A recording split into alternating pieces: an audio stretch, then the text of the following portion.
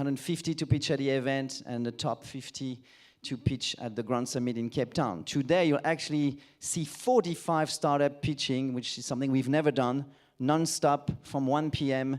To 5:30 p.m., and we have a few awards for them. So that's our story with AfricArena. You can follow us digitally. So we have an AfricArena Wired app. You saw the video earlier. So this event is streamed live, available on LinkedIn, YouTube, and africarena.com. It's recorded. You'll be able to replay any of the panels, keynotes, and the pitch of the startups in the comfort of your home after this event. And for those who are not with us, you can watch the event live or on replay. We also launched a support program to help the startup part of AfricArena called Africa Rise, with a mentorship program and really active support to connect them with investors. And you have Ropa Musfer, who is here leading investor relations, and you will certainly meet her during the course of today. So that's for how we do the job. The other sort of events that we run that investors really love is our VC Unconference. So, you know, we started in Cape Town in 2019 with an investor-only, invitation-only gathering of investors to get them to work together, co-invest together. And this is now working through an alliance called Digital Collective Africa. And we're starting to do these conferences across the continent. So we've actually done one in Dakar, Senegal, just last month, and it was fantastic. We also do Founders Bootcamp for founders to connect and prepare for the summits, and then the regional summit and on AfricArena Grand Summit. Investor Unconference is particularly important to us because this is the way that we really nurture these investors' relation and really get them to connect onto our environment and ecosystem.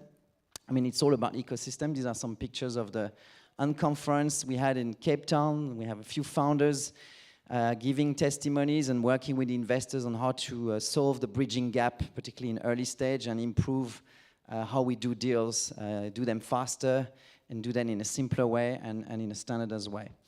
Founders Bootcamp, done also with the support of Amazon. We can see here Henry Zitzman from AWS. He's here with his team today, with the whole team to help support the founders in terms of how to scale using AWS. You can use the Wired app, so you can go on your favorite app store on iOS and Android to download the app. This is where you'll find the video of everything that is happening here today or any of our previous summits. It goes through a membership system, which is free. And we are announcing that in the next few weeks, we'll actually give you possibility to look up for a startup that has pitched at an AfricArena event. You'll be able to access the pitch deck, access the video of the startup pitching, and key information on the startups, just to connect and digitalize everything you're seeing at a real event in a digital way. So this is going to be very exciting stuff, but you can already download the app, and this new functionality will come with an update very soon. I spoke about Africa Rise. Africa Rise is the program. When we created the events, we realized that startup needed support before the event and after the event, not just during the event. So we launched earlier this year Africa Rise, which is basically a structured program to give founders access to our bootcamp, to showcase them at our regional summits. We give them a travel allowance to pay for their flights and accommodation.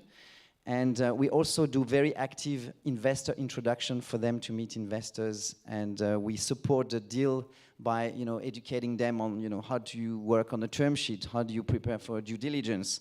And this is a new offering that we've got.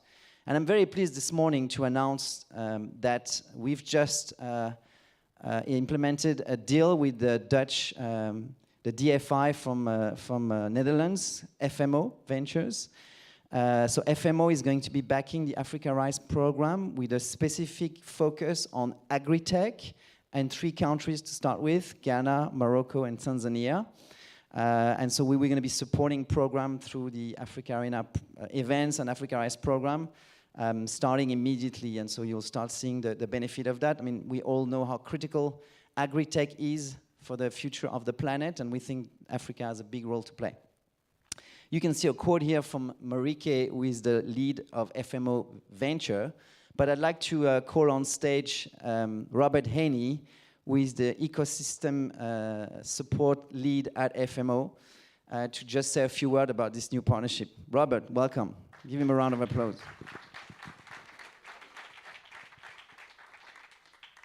Thank you. Hi, everyone. Yeah, Robert Haney with FMO Ventures Program. And for those of you that don't know FMO, we are a European DFI, Development Finance institution. And traditionally, we've been working more in that PE and later stage investment space for SMEs. But the past couple years, and really with the start of the Ventures Program a couple years ago, we are now working more in the startup and scale-up space. And as part of the Ventures Program, which is a 200 million euro investment vehicle, really focused more in that Series A, B level, also making investments into some funds.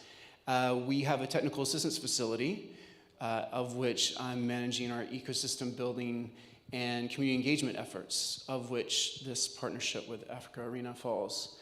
And that's where we're doing more in this space, in the pre-Series A space, to look more upstream and support the growth of startups as we look to perhaps see them as part of our investment portfolio, but really supporting them for the growth in the broader ecosystem and industry that's out there. And through the work that we're doing, we've prioritized the 3 countries. That was just part of the announcement. But it's not limiting our work. It's just to help us try to understand how we're helping and partnering with people and supporting the growth of these ecosystems throughout Africa. So look, it's great to be partnering with AfricArena on this new program. And we look forward to hopefully getting to meet and work with others here. So thank you. Thanks very much, Robert, and we are super excited to start this new partnership with FMO and looking forward to many more with other DFIs and expanding that one. That's for the general introduction and information about AfricArena as people are coming in the room. I'd like now to call one of our most trusted and important partners. Last year, we were still during COVID, we decided to launch these regional summits on the 4 corners of Africa. And we had our West African Summit in Dakar, Senegal, and it was a great success, working with the team there, then Minister Papa Sarr and the amazing team at DARE.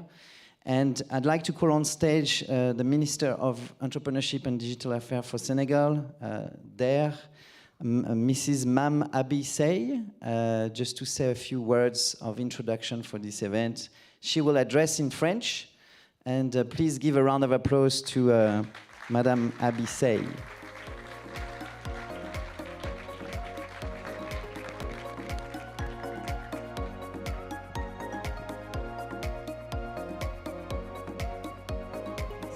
Good morning, everybody. I'm going to speak in French to be more comfortable. Parti d'une simple frustration et d'un constat.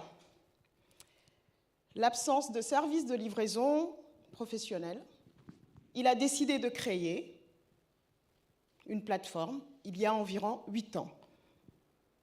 Alors cette plateforme, elle est destinée à permettre aux organisations professionnelles d'être livrées rapidement. Son atout, c'est d'offrir un suivi digitalisé, en temps réel bien sûr, et un service client sécurisé.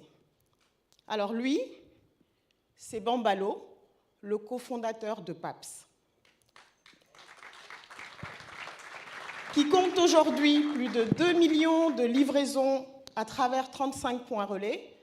Et très récemment, il s'est lancé en Côte d'Ivoire. Il s'est exporté du Sénégal. Doté d'un sens profond de l'initiative, il n'a pas hésité à tout quitter, c'est-à-dire son emploi en Europe, en Amérique du Nord, pour créer sa boîte, et également en partant d'un constat. L'assurance n'a pas encore droit de cité dans les profondeurs de la société africaine, notamment le Sénégal. Donc son objectif, c'est quoi? C'est de démocratiser l'accès à l'assurance en créant Assuraf en 2020. Je parle naturellement de Souleymane Nying, fondateur et CEO de Assuraf. Et c'est avec plus de 380 000 primes générées à date et 25 partenariats, il s'impose progressivement comme l'acteur clé qui rend l'assurance accessible à tous et en un seul clic. Un autre constat également, c'est le manque d'agrégation des acteurs de la logistique et de la mise en transparence forcément du marché. Ce monsieur, il vend son entreprise et il lance Logido. Logido, une plateforme d'agrégation de services et acteurs de la logistique. En 2021, il fait près d'1 million d'euros de chiffre d'affaires avec l'implication de 40 collaborateurs. Il a pu franchiser Logido aussi bien au Maroc, au Mali, en Mauritanie, en Gambie, en Guinée, et il vient aussi de se lancer en Côte d'Ivoire. Je veux parler de Tamsir Traoré. Les champions de la tech sénégalaise, c'est aussi d'autres acteurs. C'est Wikari dans la e-logistique, c'est Socium dans HR Tech, c'est Tolby qui utilise des données géospatiales pour l'agriculture, c'est également African Smart Citizen, qui lutte contre le vol de bétail dans nos pays africains où c'est très très fréquent.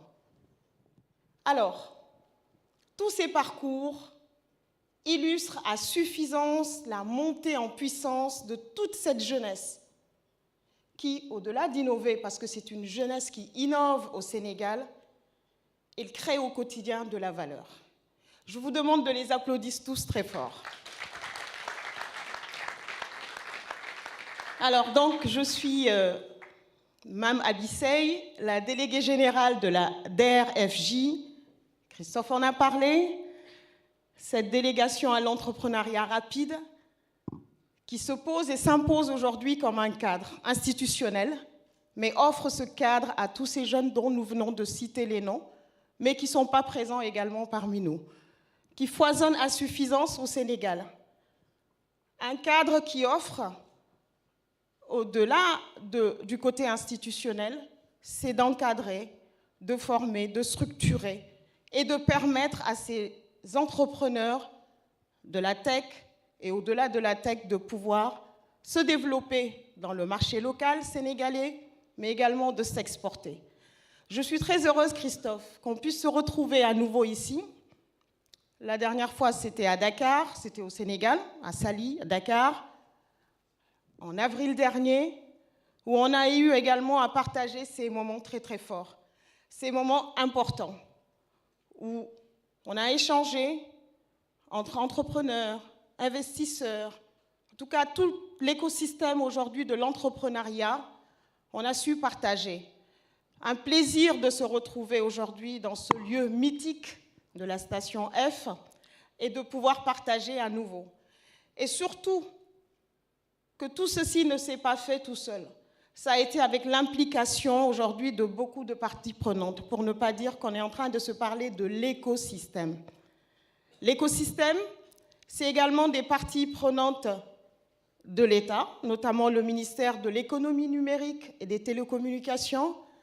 C'est également des parties prenantes comme l'ambassade de France au Sénégal à travers donc BPI, à travers également Proparco, où nous avons des initiatives aujourd'hui en lien avec le numérique, en lien avec l'innovation, en lien avec la recherche que nous développons tous ensemble. Cet écosystème, c'est également toutes les structures d'accompagnement, parce qu'en dehors du financement ou avant le financement, c'est également tout l'accompagnement technique. Donc je veux citer entre autres Jocolabs, Je veux citer toutes ces structures d'accompagnement qui aujourd'hui accompagnent, qui aujourd'hui structurent, qui aujourd'hui font ce que cet écosystème, ce que cette jeunesse sénégalaise est en train de faire au Sénégal, mais au-delà du Sénégal. Vous l'aurez compris, vous avez l'opportunité, et nous avons l'opportunité aujourd'hui, Christophe, je pense, aujourd'hui, mais également durant tout Viva Tech, de profiter de ces jeunes entrepreneurs qui font notre fierté, mais la fierté du Sénégal et la fierté de l'Afrique, la fierté de nous tous aujourd'hui de pouvoir échanger. Il y en a qui vont pitcher tout à l'heure, d'autres ne pourront pas, mais sachez que cette dynamique, cette, je dirais même plus, créativité qui n'est plus à prouver, tout ceci est au rendez-vous. Nous nous invitons tous à pouvoir profiter pleinement de ces moments, à pouvoir profiter de leur générosité, à pouvoir leur permettre aujourd'hui d'aller encore beaucoup plus loin dans ce que nous faisons et dans ce qu'ils font de si bien. Merci de me donner l'opportunité de donner ces mots d'introduction. Je nous souhaite à tous une très très belle fête de l'entrepreneuriat autour des tech. Merci. Merci Abby, c'est un plaisir de vous avoir. Et à bientôt, j'espère. Thank you so much, Christophe. Molweni kwakhona, benchilo mosidathi igama lami nguNdileka Zanzi. It's lovely to be here. Did anyone understand me? Oh, nangu umuntu uthetha isiXhosa. So the reason I'm speaking Xhosa is that just want to show how diverse we are in this room, and that some of us are going to be speaking in French and some in English. So there'll be a bit of dual of English and French. Please bear with us. Are we happy with that? If you're not happy, I'll continue speaking in Xhosa. Until you tell me you are happy with that. Ni happy London now. Are you happy with that? Thank you so much. Thank you. Before I call up our next speaker, as mentioned before, it's my first time in Paris. I need to mention, this is very important because everywhere I go, I notice the same thing. No, it's not the clean roads. No, it's not about the clean roads. Diligent citizens. If you're supposed to be walking on the left, everybody walks on the left. If you're supposed to be driving on the right, everybody drives on the right. And here we are. In South Africa, you walk anywhere as long as you're going forward or as long as you're going backwards. And now, I am so embarrassed because I'm walking on the wrong side of the pavement, not road, of the pavement. And people are looking at me funny. And you know that when I respond, I'm like, I'm South African, I'm South African. Hello. So that they understand, because it was the first time I ever encountered that. And the most difficult part of it is crossing the road. Remember, from primary school, you are taught, look left, look right, look left again. Here I am, look left, and the car is already coming on the other side. It was fun. It truly, truly was fun. I think it's one of those things that I'm going to miss about Paris. And also, the taxi drivers are so diligent. There's no road rage. How do you guys do it? There's zero road rage. Everybody is chilled. Everybody knows where they're going. They give way. And they're so calm. Whatever it is that you guys have here, I want to take it home with me, and I will sprinkle it all over South Africa because we need it. We much need it.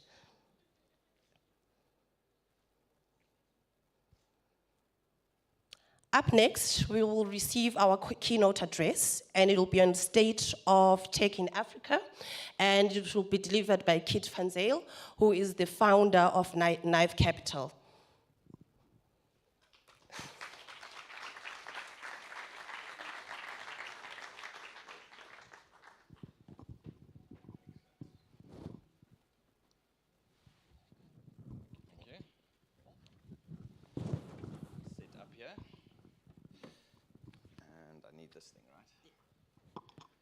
Hi everyone, quite an honor to speak today on the state of tech in Africa. Thanks Christophe for an amazing event.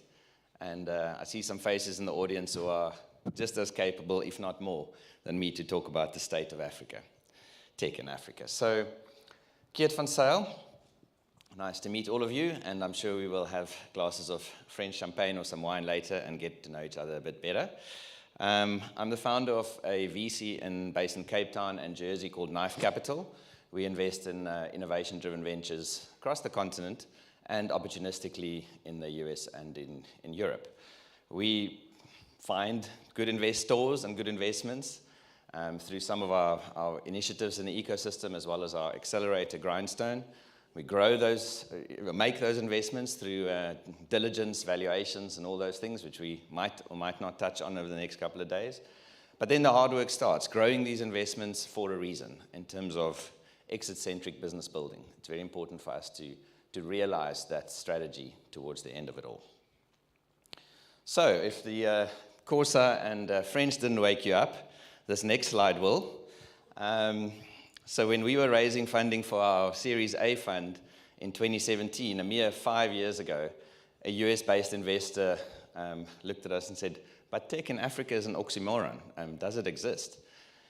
And, you know, I was actually quite taken aback, and in a fit of rage sat up that night and wrote a blog about the oxymoron of tech or non-oxymoron of tech in Africa. Luckily, I didn't publish it because it was, I always need to read stuff in the morning if I do something in the heated moment.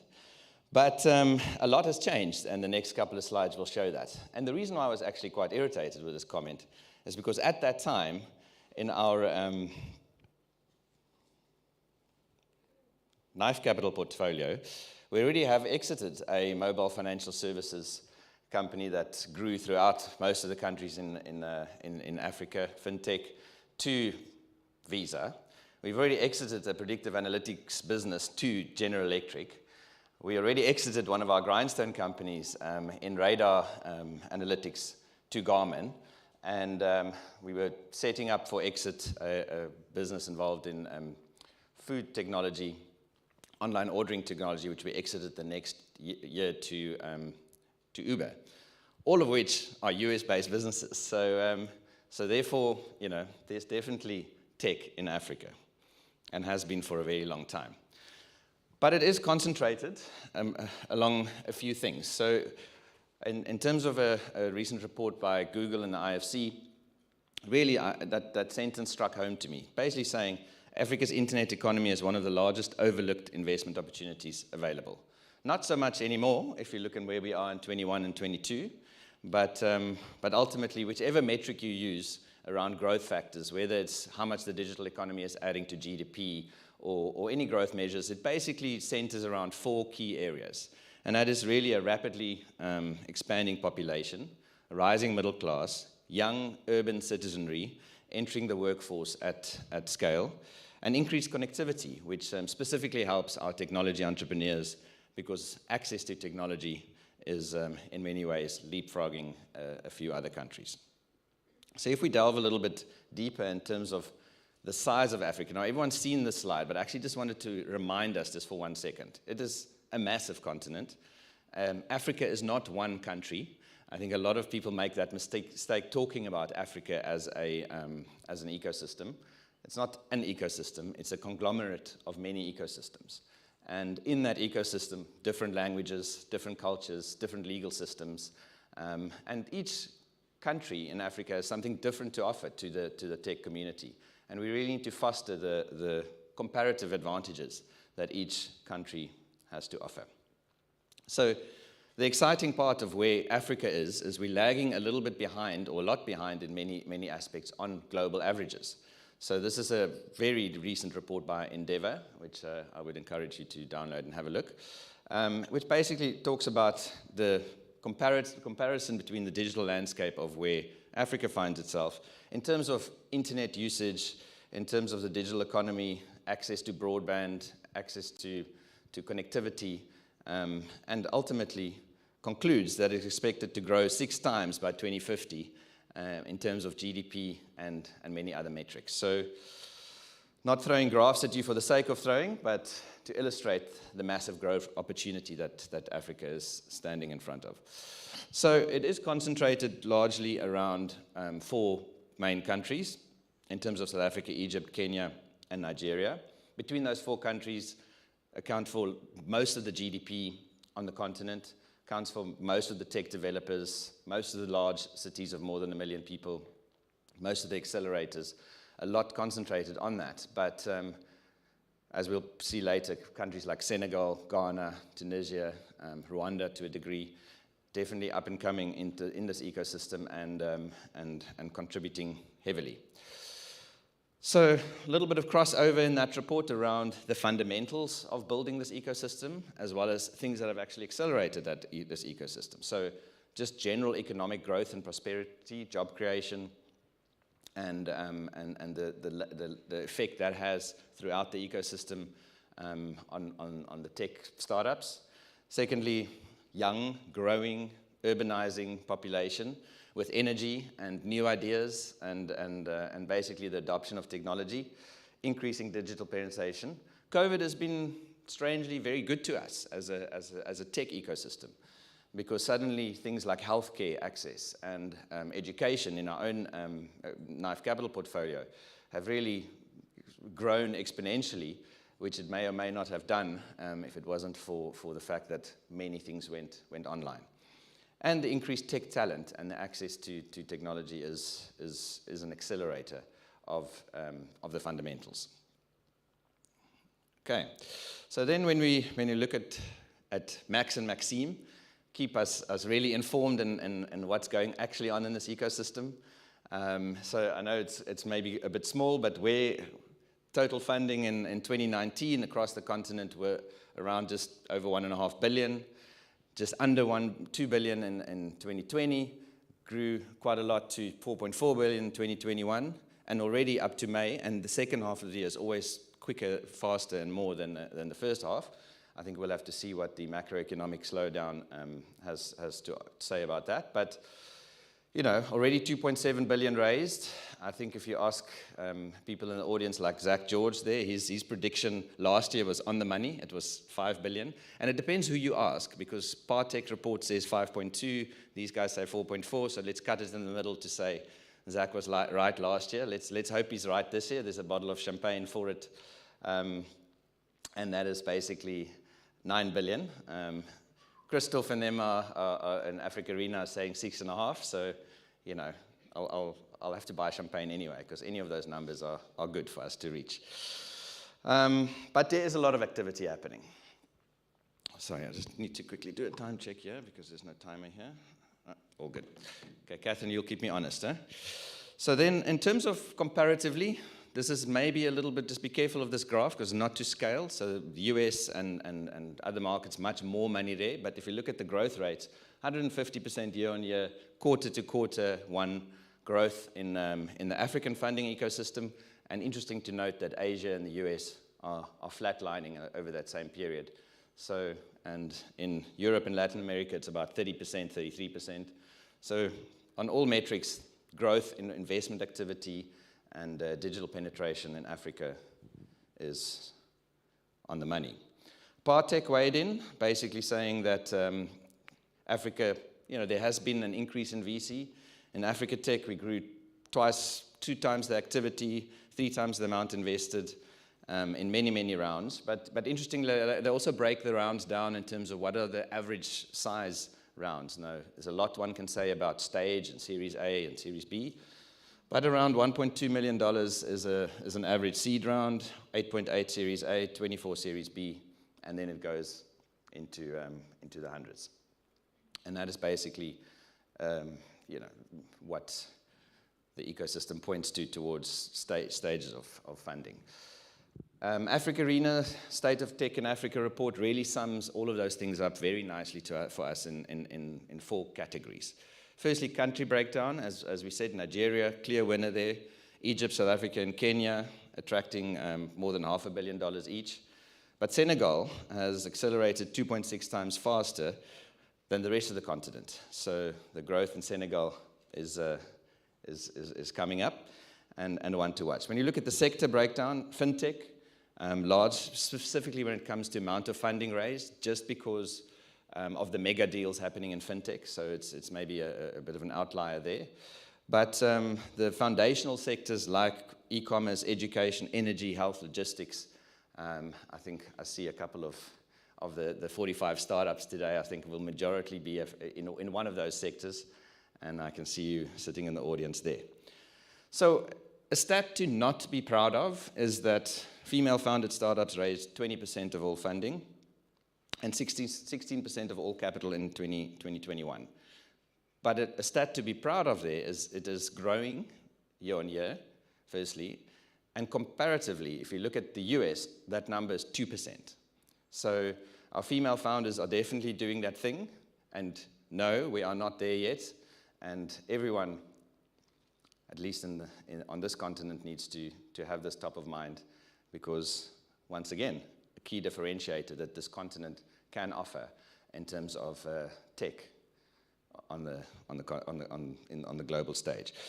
Investors, yeah, double the amount of investors last year, and interestingly, a lot of them are not just coming in doing like a toe in the water, 1 or 2 deals. A lot of them are coming back to the second deal. Many of them are 5 deals later.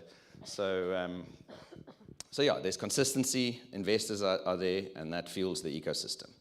So the opportunity, in my mind, is framed around the fact that there's consistent growth and traction. You know, it's not a flash in the pan. It's a movement. There's traction. There's growth. On the global stage, only 1% of global venture funding is going into Africa. So, you know, we will never be the majority, but, you know, if 1% becomes 2%, we've doubled our share of investment, and the opportunities are certainly there. Our startups solve meaningful challenges, you know. So Elon Musk famously said once on a panel that his kids sitting in America aren't actually going to be as great entrepreneurs because of the fact that they don't face as much adversity. Things work. There's no real reason to solve those challenges in a different way. So for all the challenges that we have on the continent, you know, the digitization of the solutions of those challenges, therein lies the opportunity.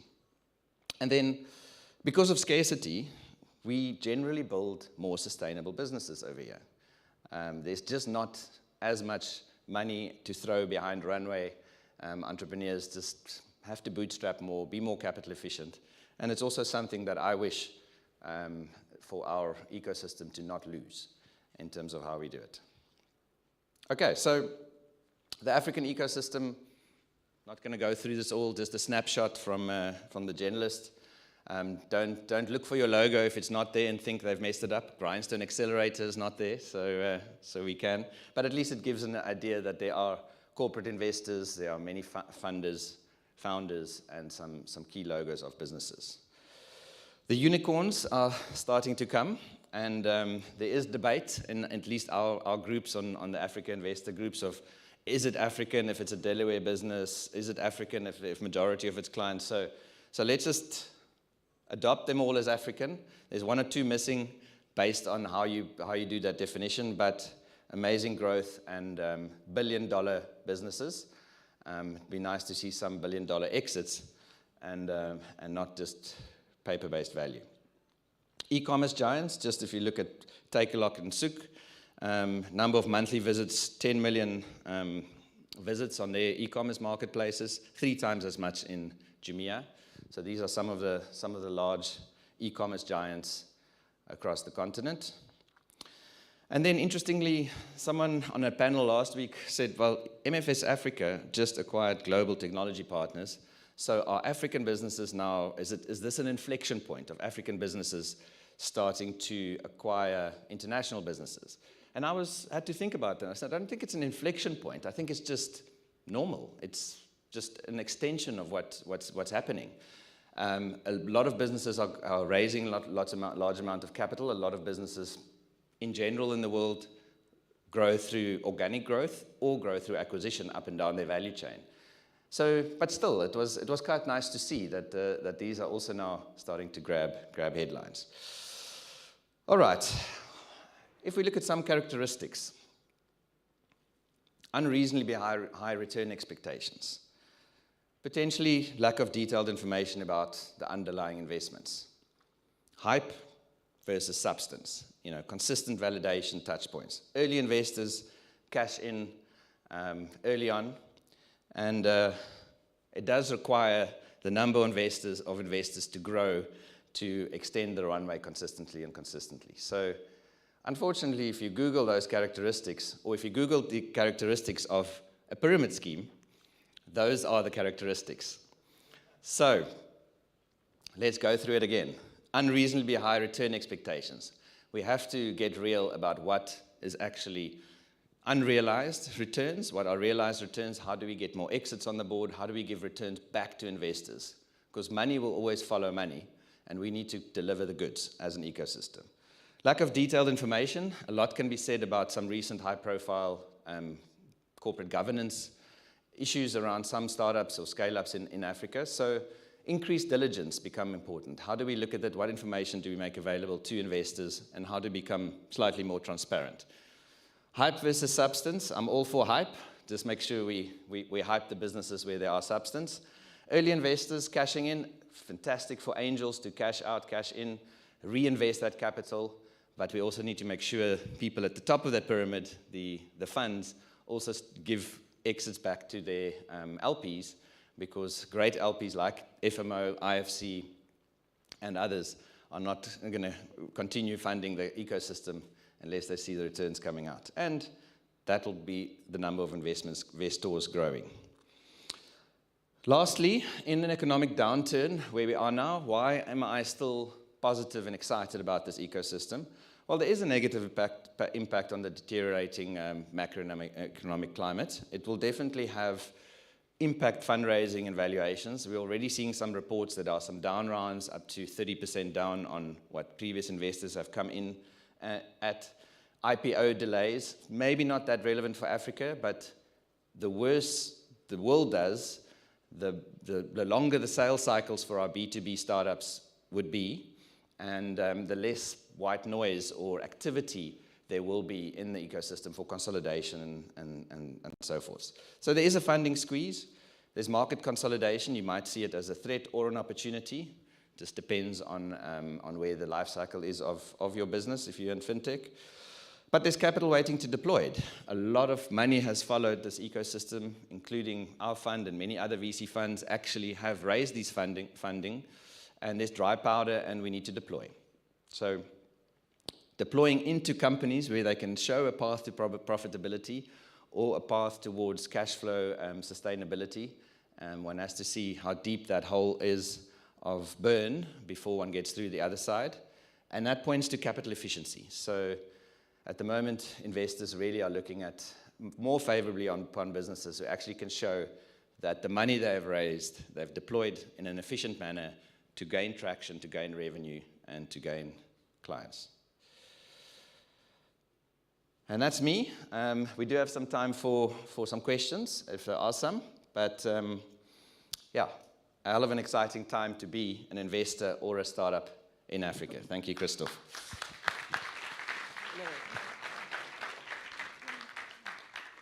Any question for Zach? For Kit? I think Zach can take it. Yeah, He'll be able to answer it better. Any questions? Yeah, over there.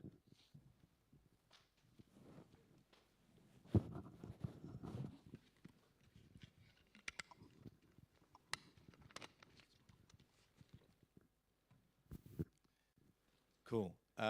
Question is, what percentage of your guys' funds or investments do you see going between the seed, early, and later follow-on stages? Are you talking specifically knife capital, or are you specifically talking in general on the... In general, but I guess knife would be good. So it has, in general, crept up. So I think if there's one gap still, I know if there's one gap that's still very much underserved, it's the pre-revenue seed capital into startups. So there's still a massive gap there. If you ask any company that is raising funding, they would have heard the dreaded sentence, not enough traction for our fund. And we say that too. So in terms of percentage, what we've done is set up a new ventures fund, Grindstone Ventures, alongside our Grindstone Accelerator, because that helps us to help with pre-vetting and due diligence, and it also helps us with post-investment monitoring and raising capital. More portions of capital are going in there. I would say, so let's say 10 to 20% in our case, then 30% or so to 40% going into our Series A capital. In our world, it's about $1 to $3 million. And in the $3 to $10 million space is about 40-50% of our portfolio. So there is, you know, if I had to take a guess at the percentages, maybe I wouldn't be as accurate. But there is a skew towards growth equity and businesses who actually have some traction and something that is working, and then sort of fueling capital behind that, just because it is difficult to quantify the risk at idea phase. But where the massive gap lies is, if we don't look after our entrepreneurs in the seed stage and pre-seed stage, we're going to run out of quality pipeline at the Series A and Series B stage. But most funds look at a spread, but it's definitely skewed towards Series A and Series B. One more question.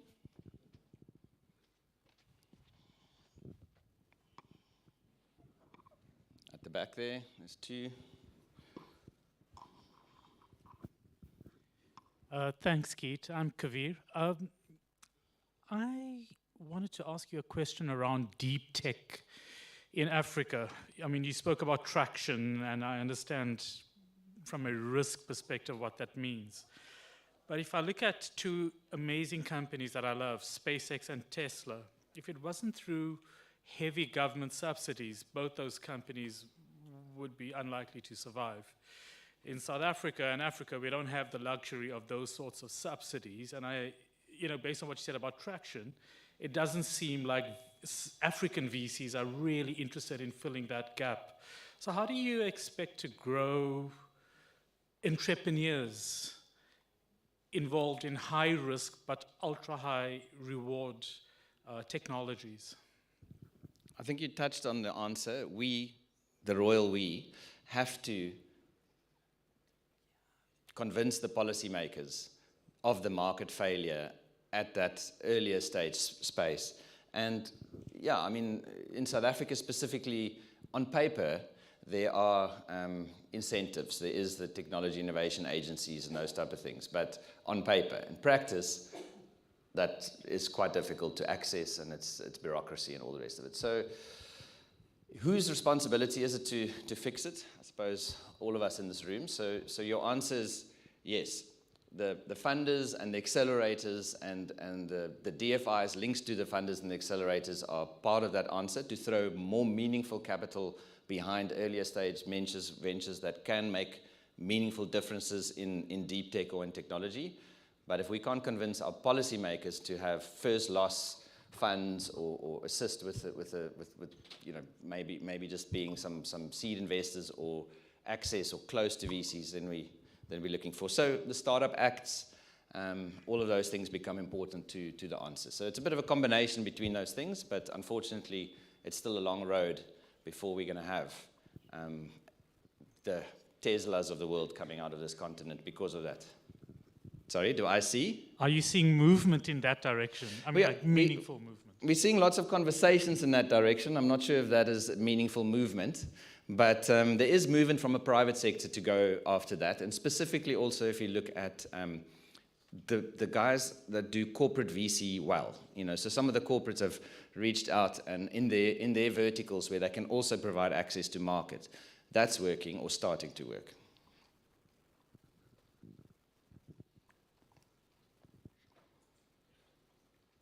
Okay, I know we have a full program, so I am here the whole day and the whole week, so around Viva Tech, so ping me. I'll be near the coffee table or the wine table. Thank you, Keith.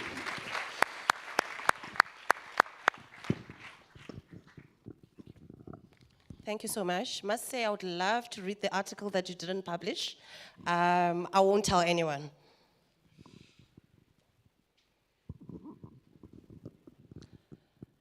So yesterday we did a legs program, which involved a lot of walking while people here walk. They walk, and they say it's a 20-minute distance. It ends up to be an hour and a half. I don't know whether it's because in South Africa we don't walk as much, or here it's a norm, but whatever it is, it's not balancing. So we went from one incubator to an investor.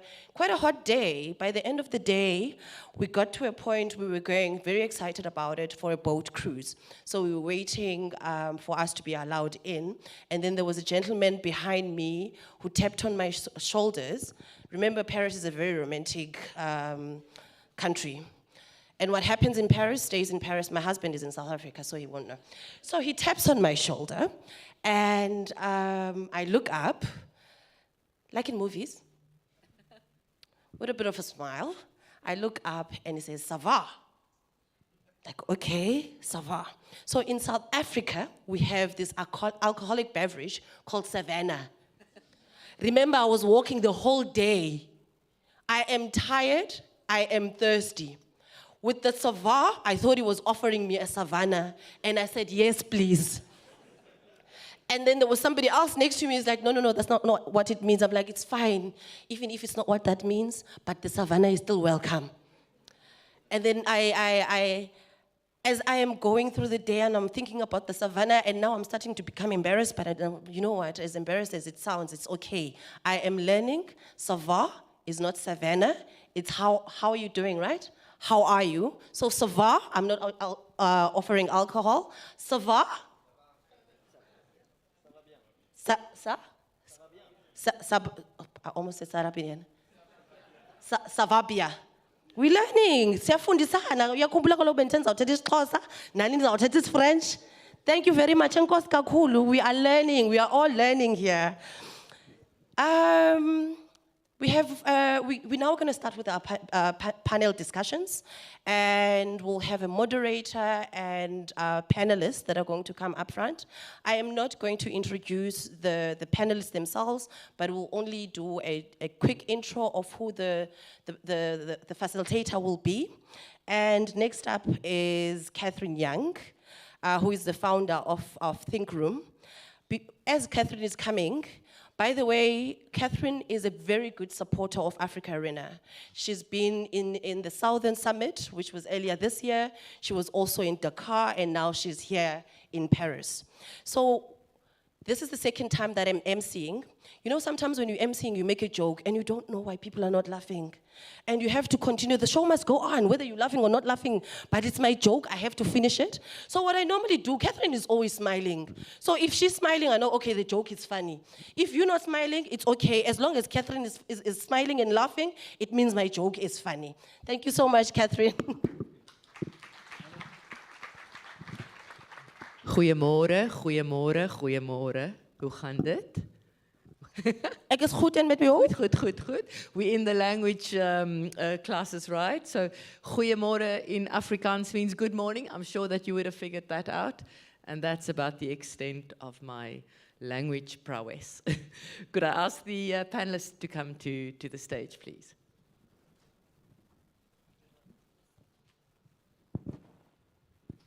Come through.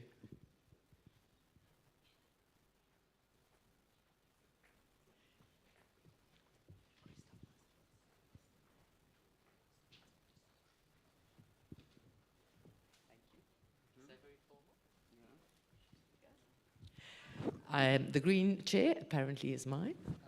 Yellow. Yellow could also work. I'm colorblind completely. Good. Henry, do we always have to wait for you? All right, we'll do a proper round of introductions. I feel like I want to get you all up to dance. Do we have music? Not you. Can you turn to the person next to you, please, just before we start this panel, and take a bet on the one thing you think will not be addressed in this panel. So we're going to be talking about Africa into Europe, scaling African startups into Europe, and European startups into Africa. Turn to the person next to you, take a bet on the one thing you think we will not cover. I'll give you 30 seconds.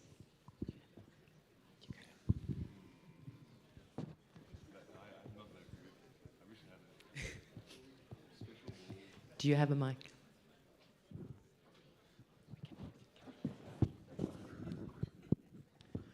Okay. Game on, game on. Kiet, do you still have any champagne going? Because we have bets going. Yeah, this is going to be a rock star panel. Okay, fantastic. I want to start from that side, if you don't mind just doing an introduction, where you're from, and what you'll be contributing to the panel today. Of course. Hi, everyone. I'm Antoine Payuso. I'm the co-founder and CEO of FCB, originally from France, as some of you may hear, but started this business in South Africa, in Johannesburg, and now we're scaling up to Europe. So that's why I'm here today, but very excited to share my experience. Thank you, Antoine. Me, I am Roger Dom. I am coming from Côte d'Ivoire. I work in France and I work in Côte d'Ivoire. I am now Ministry of Digital Economy and Innovation. And for me, it's important to have the bridge and the sharing between Africa and Europe and Africa. Fantastic. Thank you, Roger. Hello, I'm Henry Zitzman. I look after Amazon Web Services startup programs. I'm based in Cape Town.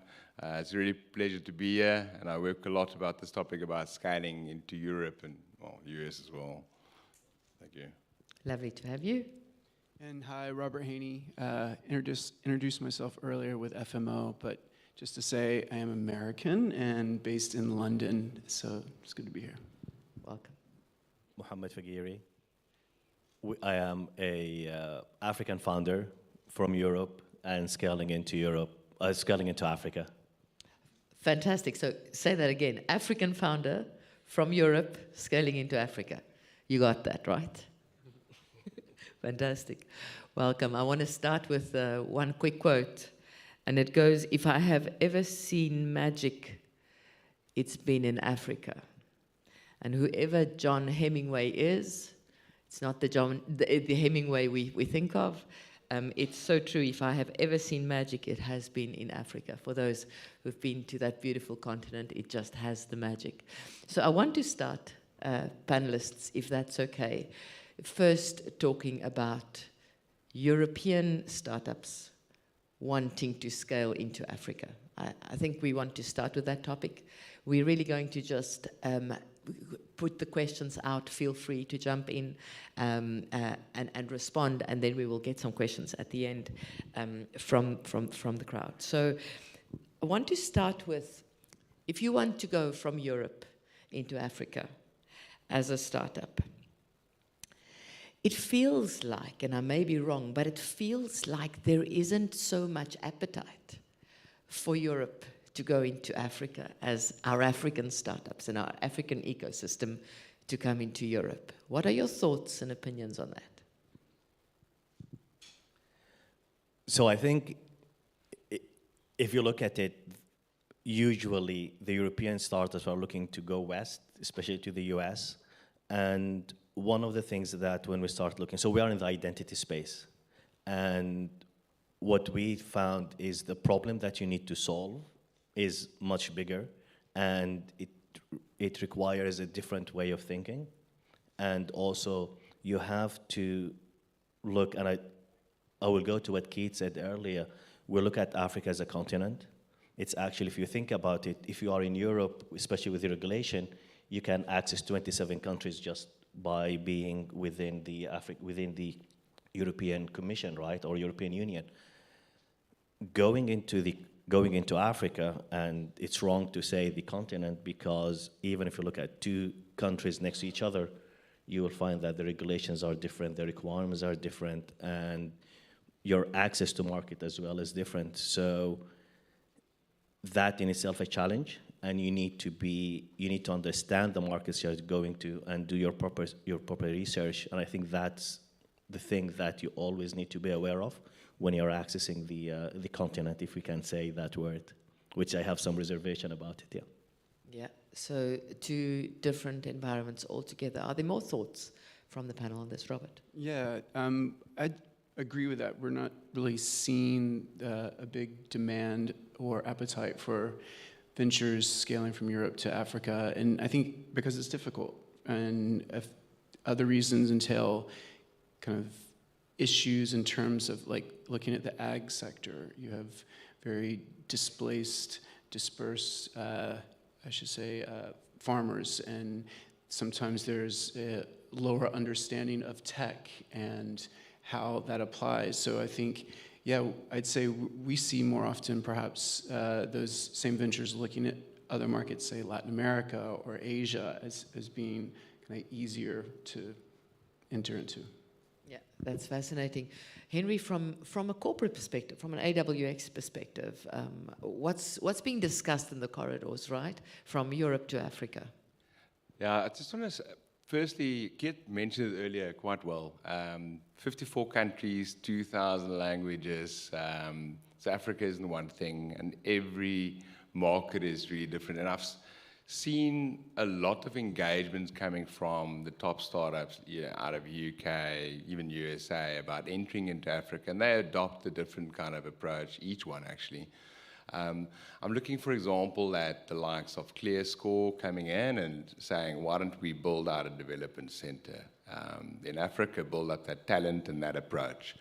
And then I see the likes of Stripe saying that they want to come into Africa, and they take an M&A approach with startups, and with Paystack, with a $200 million acquisition approach. And I kind of think that is a very strong thought process, because when you're moving into Africa, you're moving into the African economy, and you want to be part of that economy. So you need to find a very strong balance between, I would say, local ownership, as well as the drivership that you have. So it's not a typical channel kind of ISV approach and just drop down and get moving kind of approach. You've got to do your due diligence, and there's good examples of where it actually is working in that context. Thank you. Roger, from your perspective, have you seen any successful entries from Europe into Africa, into Senegal? Yes, there is a lot of success, a lot of big successes. In Côte d'Ivoire, for example, you have the French Tech, in Abidjan, the French company, French startup, set up activities in Côte d'Ivoire, and they build a bridge with the Côte d'Ivoire startup. It's for us, it's really a success, because they work together, and they build together, and they innovate together. This is the good thing, but perhaps the issue can be the legal parts and the regulation, because they need to understand what the country run and what are the big stakes. This is perhaps the issue. And there is the difference between the French-speaking countries and the English-speaking countries, because startups are more appetite for big markets like Nigeria, like South Africa, like Kenya, and it's different once they must go to Senegal, Burkina Faso, because they are small country with small market. And this is for us the issue, but there is a lot of success. So from a Côte d'Ivoire perspective, and this is a little bit off topic, but just bear with me. So from a Startup Act point of view, part of the countries who are trying to get Startup Acts into the countries, there's a very specific focus on getting foreign skill into the countries for different reasons. From a Côte d'Ivoire perspective, what are the requirements for a specific startup to come from outside of the country into the country? How rigorous is it to get into Côte d'Ivoire? No, they can come. There is no difference between a startup and other companies, no difference at the legal point of view. But there is not today a strong focus on innovation, because we are development countries. We need a bridge, we need the roads, we need the schools, we need the health. This is the issue. The innovation is not a priority for the moment at the point of view. But there is a lot of youngs with good education, and they want to innovate, and they create bridge with a French startup, with a Morocco startup, and there is a bridge between Africa and Africa and Europe. Yeah. But the innovation is not today a priority at the country level. This Got is the you. issue. That's most helpful. Thank you, Antoine. Just for me, a couple of things. I think the perception of moving from Europe to Africa may seem difficult, but if you think Okay, a European startup that wants to go to the US, it is super hard. You have as many countries, you have as many regulation. Access to talent is extremely expensive, very capital intensive. It's much more easy in that sense to go to Africa. For me, the two pain points are, one, when you invest money in Africa, how do you get it back? If you have to draw a return, I think the governments have put a number of regulations that are not easy for entrepreneurs that invest in Africa to get their money back at some point. And I think just visa-wise, it is super complicated you want to invest in a business, even at small scale. You want to become a director in a specific market. It is hard to get a visa. It has a lot of conditions, or even the minimum ticket to invest in order to get a visa is already very, very expensive. So I think for me that's the two main pain points, but talents, amazing talents in Africa, same time zone as Europe, so you don't have this delay in working with a zone like US or Asia, and massive diversity, massive opportunity. The youth of the globe is sitting in Africa, not anywhere else. So yeah. So what I'm hearing overall, there is a willingness for European startups or from wherever to come into Africa. There's some regulations to get through. There's some strict hurdles to get over in terms of visas, in terms of getting your talent. I just want to ask one follow-up question. So when you think of this, would you ever relocate a whole startup team into a specific country with the challenges of visas and getting people moved?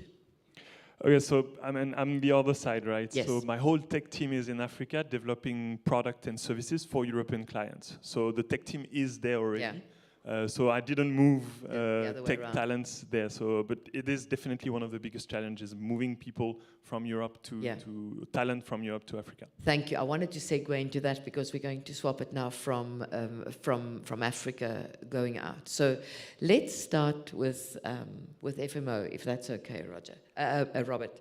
I really want to just talk about.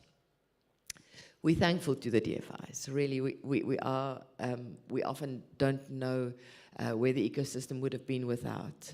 And I just want to talk about really in terms of how are you as FMO in this case, how are you seeing the whole early startup stage, the whole scene, funding in Africa, helping, and then helping the growth into the rest of the world?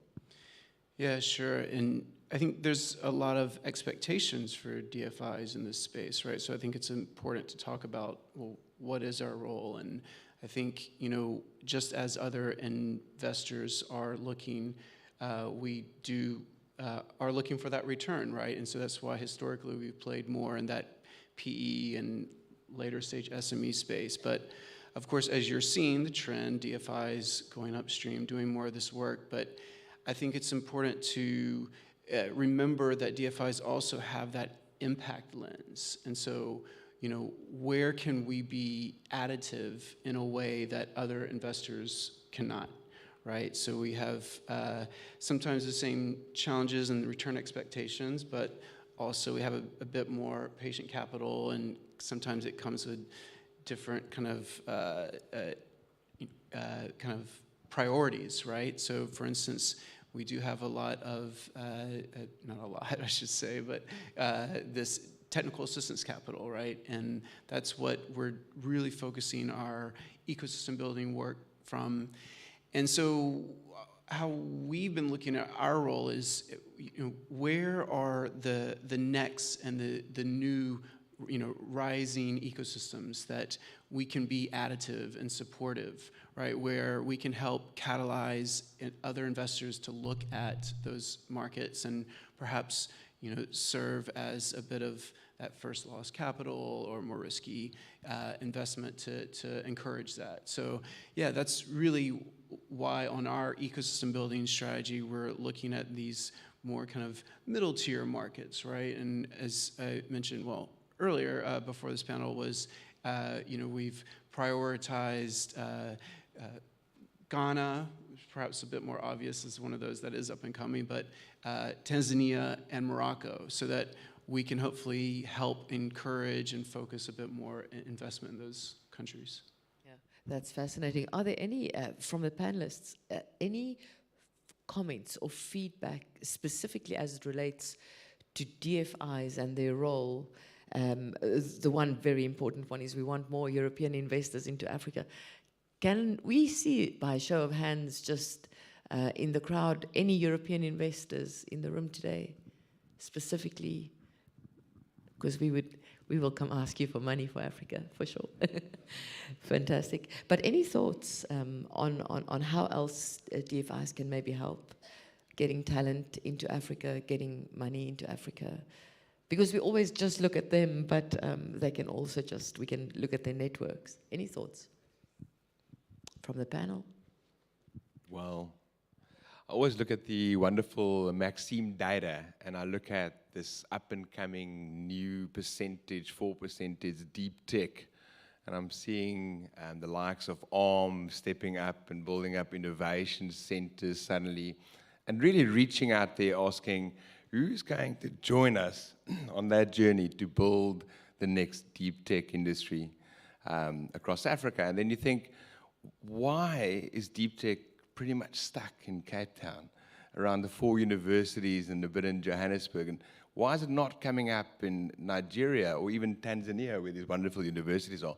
So I think the DFI has got a fantastic opportunity to make a real big impact in Africa. And in a way, also, you've got these wonderful, vibrant venture capital firms that really are very good at identifying talent. You've got very strong local accelerators, not somebody from the USA running an accelerator. You've got Grindstone, as an example, running an accelerator for 40 startups year on year for the past 4 years. Wow. So you've got these really great opportunities out there to put your foot down and say, let's go into this field that's going to drive the next R&D, the next, I don't know, ARM processes and the deep tech stuff like that. Satellite tech, the potential in that for an African continent is just huge, of course, from a connectivity point of view. And there's so many areas that I think you can definitely add value. You just break down the barriers, which is essentially, transport, logistics, anything that's the real stuff, the stuff that we don't, as in Europe, have to worry about, having internet, as an example. So yeah, it's a great opportunity. It's about cementing it and just getting that out there in the right way. Because if you look at also where the startups are, then you look at the countries, Lagos, Nigeria, unicorns, and in Kenya, and then you look at South Africa and Egypt, and Tunisia is coming up. But then Morocco, Rwanda, Tanzania, next to Kenya. And that is that cement that's going to make this continent's 54 countries drive the next innovations going forward. And probably from that, you'll start seeing very big, I would say, mergers and acquisitions coming in from European institutions into the continent, which is exactly what we need to drive CVCs. Fantastic. And I really wanted to let that conversation go a little bit, because there's a saying that we always have, you probably know it very well, but it takes an ecosystem to raise a startup, right? And that ecosystem really goes for all of us. And it's, we're 54 separate countries, but we have to just work this one at a time. One entrepreneur at a time will change the world. I want to ask, Antoine, both you and Mohammed, just talk to us. What are your biggest concerns about your scale into Europe? And just talk us through that. And for the other startups in the room, what's uppermost in your mind? You're far down the thought process of how you're doing this into application of it. Just talk to us a little bit about that. For the panel, we've got about 5 minutes to go, then we'll go to Q&A. Sure. So one of the things that when you're looking into scaling either way is, first of all, the solution that you have to provide, you cannot actually copycat a solution from whether Europe and moving it into addressing the problems that you're facing in the continent. And also the business models that you have to adopt, that you have to reinvent to be able to scale, to be able to serve the communities there. And we have to think outside of the box. And even if you look at it historically, like I was in a dinner last night with few founders, and one of the things that came up, why are we building concrete houses in Africa? If you look at it from taking it even way back to 20, 30 years, we're always coming with the mentality that let's take something that works in one place and let's try to build that or push that as it is and bring it in, right? That definitely, you have to go in, whether you're moving south to north or north to south, you have to be very mindful of the challenges, the different business models, the different way of thinking, and reinvent the wheel. Thanks, Antoine. Thank you. On my side, I would say access to funding. So for an African startup wanting to develop in Europe, it is capital demanding. And convincing European investors that the African tech can work in Europe it's a big challenge. €1 of revenue in Africa is not the same as €1 in revenue in Europe. So raising is really, for me, the top of my mind. And the strategy we adopted is trying to convince a couple of clients before raising capital. So getting this foot on the door in certain market to say to investors, yes, we're still generating 70% of our revenue in Africa, but 30% in a year managed in Europe. And that's how we want to prove to investors that we are a African and European business that is growing, and hence the scale. But access to funding is very, very complex. In Africa, it's really an investors market. Very few investors, a lot of startups. So investors set the term, the timing, and so on. It's a little bit different in Europe. There's much more dynamism in the space, and we want to try to serve that way. But it's a challenge. Access to talent is a challenge. Yeah. So access to markets, access to talent, access to funding, still the same three, Robert? Yeah, I just want to maybe add to that and say, yes, there are a lot of issues, and it's tough for tech-enabled businesses to scale to Europe. But I think we are seeing perhaps the more pure-play tech models that are scaling, right? So like remote sensing technology, AI, and there is a lot of innovation that we are seeing that are homegrown solutions, homegrown models on the continent that we're investing in. So, for instance, one in our portfolio, Aerobotics, is using aerial technology for ag, and they've successfully scaled. So I think there is the opportunity there, and we really like to look and see how the models are emerging on the continent, and like you were saying, in terms of how they are kind of customized for those markets, but then perhaps being opportunistic to help them scale to new markets. I love that. Roger, if you have any closing thoughts, I'm always very aware when we do a panel to give everybody equal chance to speak. I would love for you to have some closing thoughts on this discussion on scale. Okay, thank you to allow me to conclude and to close, because it was a very useful and interesting discussion. What I can say, because I am living in Côte d'Ivoire and I'm living in Africa since a lot of years, and I live in France, in Europe, a lot of years also. In Africa, there is a lot of talent, but perhaps there is difficulties for European country or European company or European investor to come to invest in Africa, and more to come to invest in French-speaking Africa, because as say, it's easy to go to invest in Nigeria because it's a big market. Egypt is a big market, South Africa also. But small country like Senegal, like Burkina Faso, like Côte d'Ivoire, it's not the same thing. And the French-speaking country, don't forget this country, because they are a very wonderful country with a lot of talents. But there is a lot of bridge and the scaling from France and the French-speaking country because of the history. But Africa is Africa. And I am sure that the French-speaking country must be at the same level that English country, and because there is also a lot of talent, and we must organize this thing, because come to invest also in the French-speaking country like Côte d'Ivoire and Senegal, because for me it's very important, because there is a difference between these countries, and we need also investors and scaling to Africa and scaling also to Europe, because there is a lot of success of the Senegalese or Côte d'Ivoire company startup go a lot of things in Europe. Yeah, I absolutely love that. And on that, we conclude with this panel.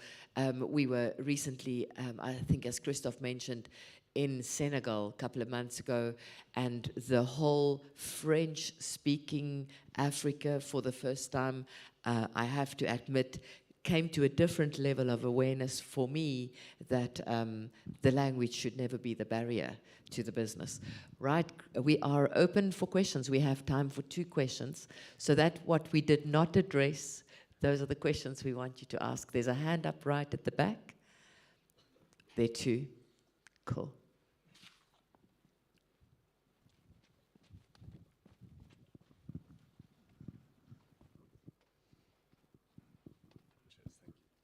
Your name, where you're from, and your company's name. Thanks. Perfect.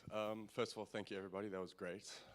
Ethan Hunter from South Africa, part of Immobizyme. We are a protein engineering and protein expression company. Yeah, my major question is aimed at Henry.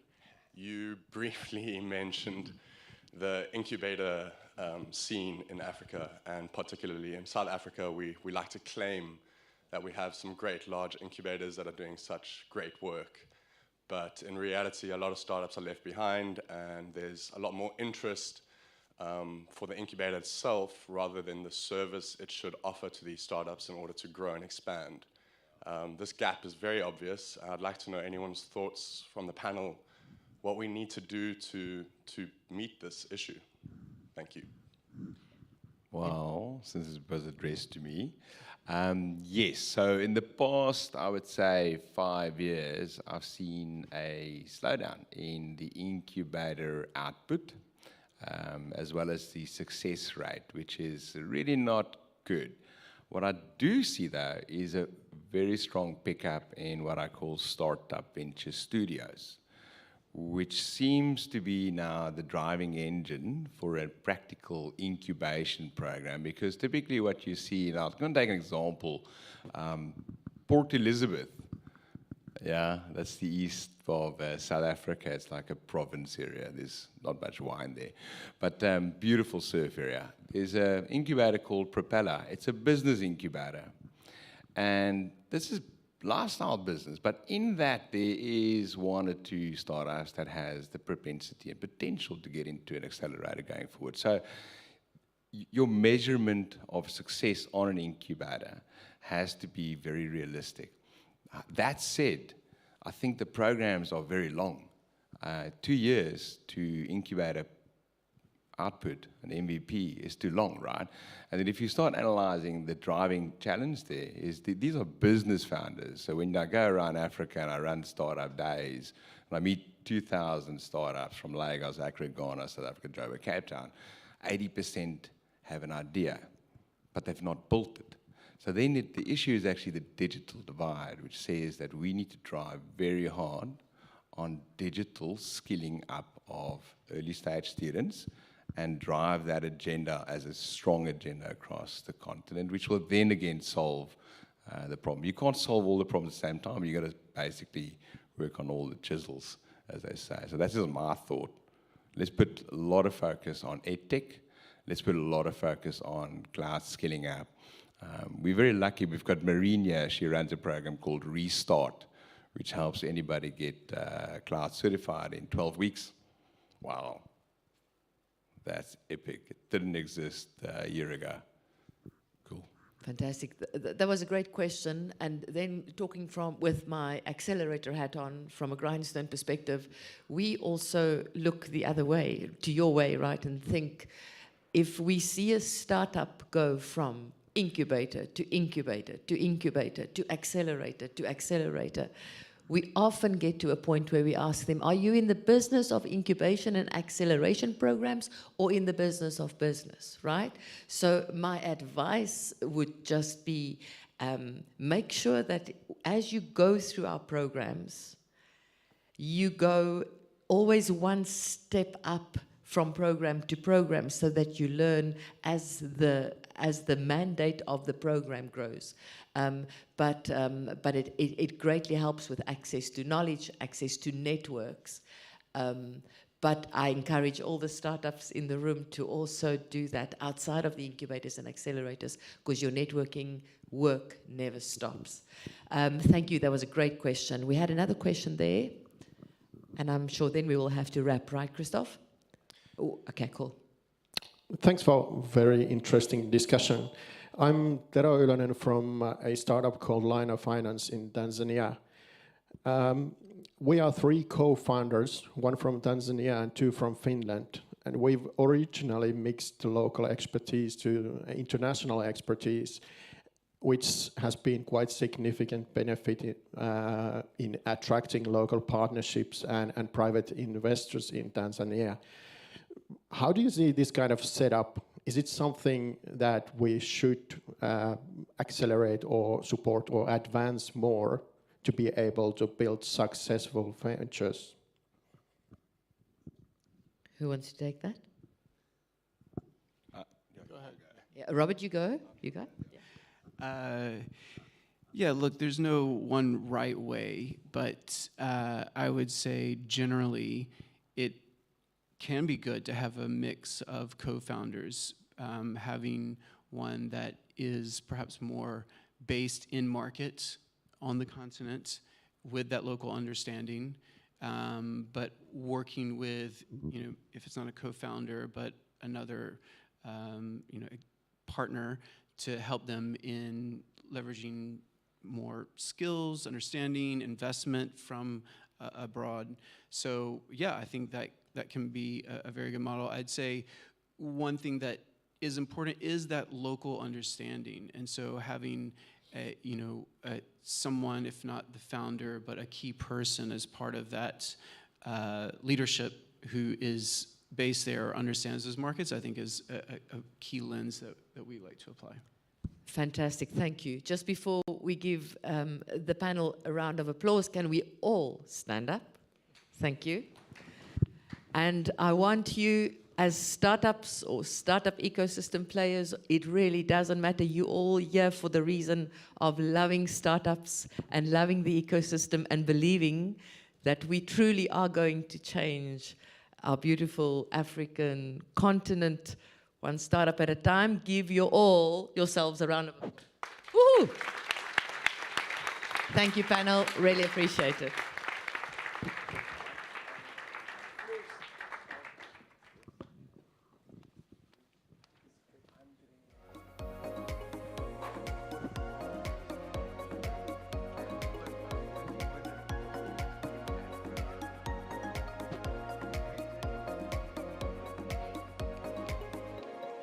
Thank you so much for the discussion. Up next, I'm sure you see my picture on the top right. I promise you I did not put myself there, but I was asked to be part of this discussion. We're going to have Ninon, who's the director of Bandinov, speak about facilitating the building bridges of innovation between Europe and Africa. Are we still here? Sisekhona sonke? Masimameleni kaloku.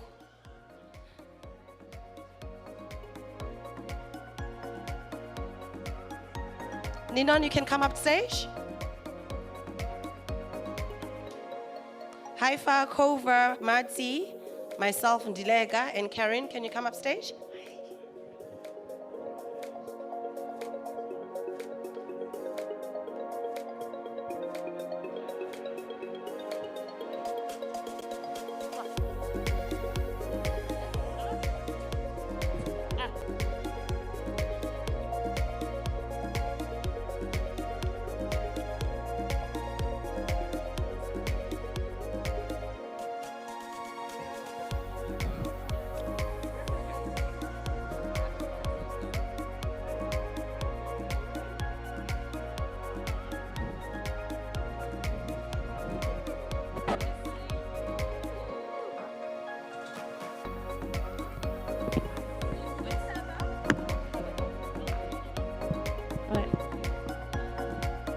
like the very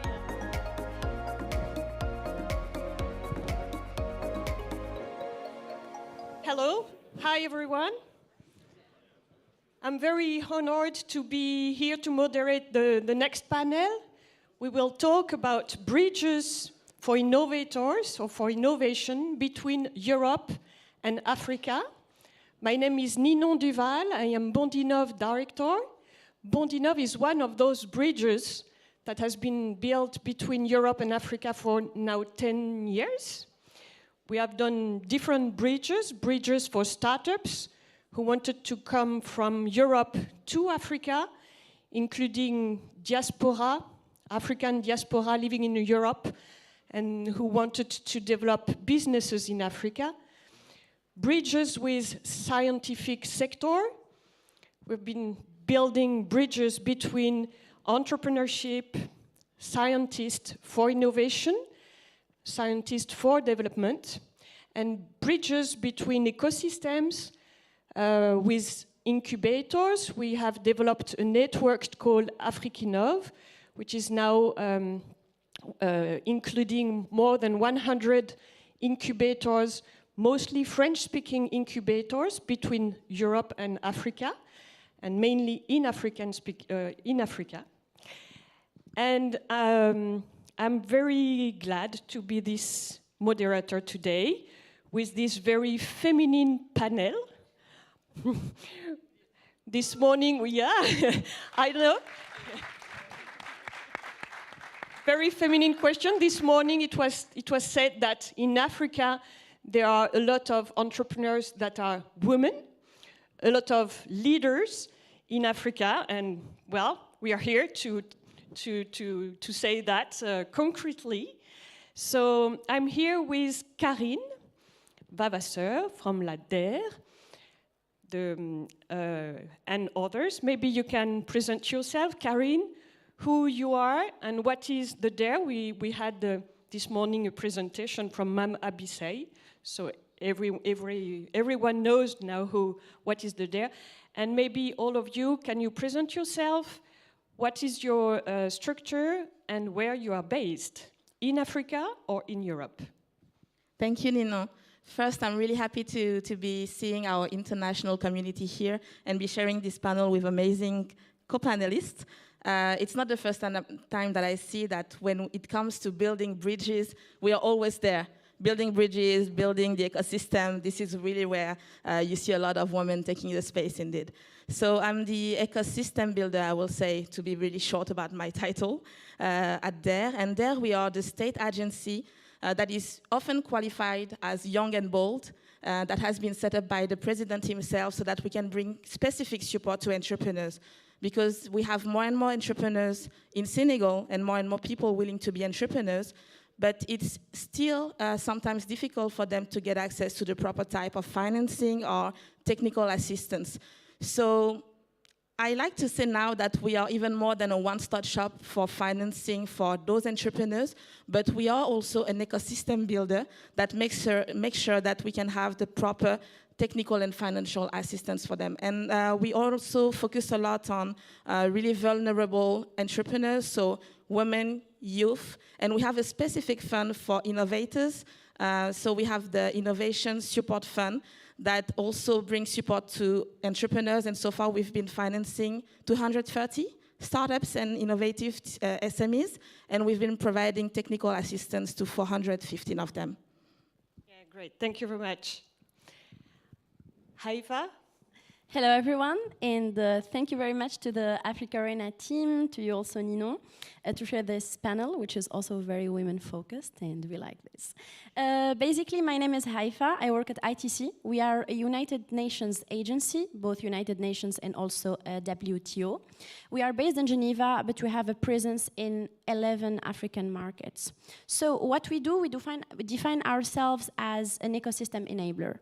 We work at 3 levels. The first level is we work together with policy makers to assist them, help them, cooperate with them, to create conducive environment for digital entrepreneurship to thrive.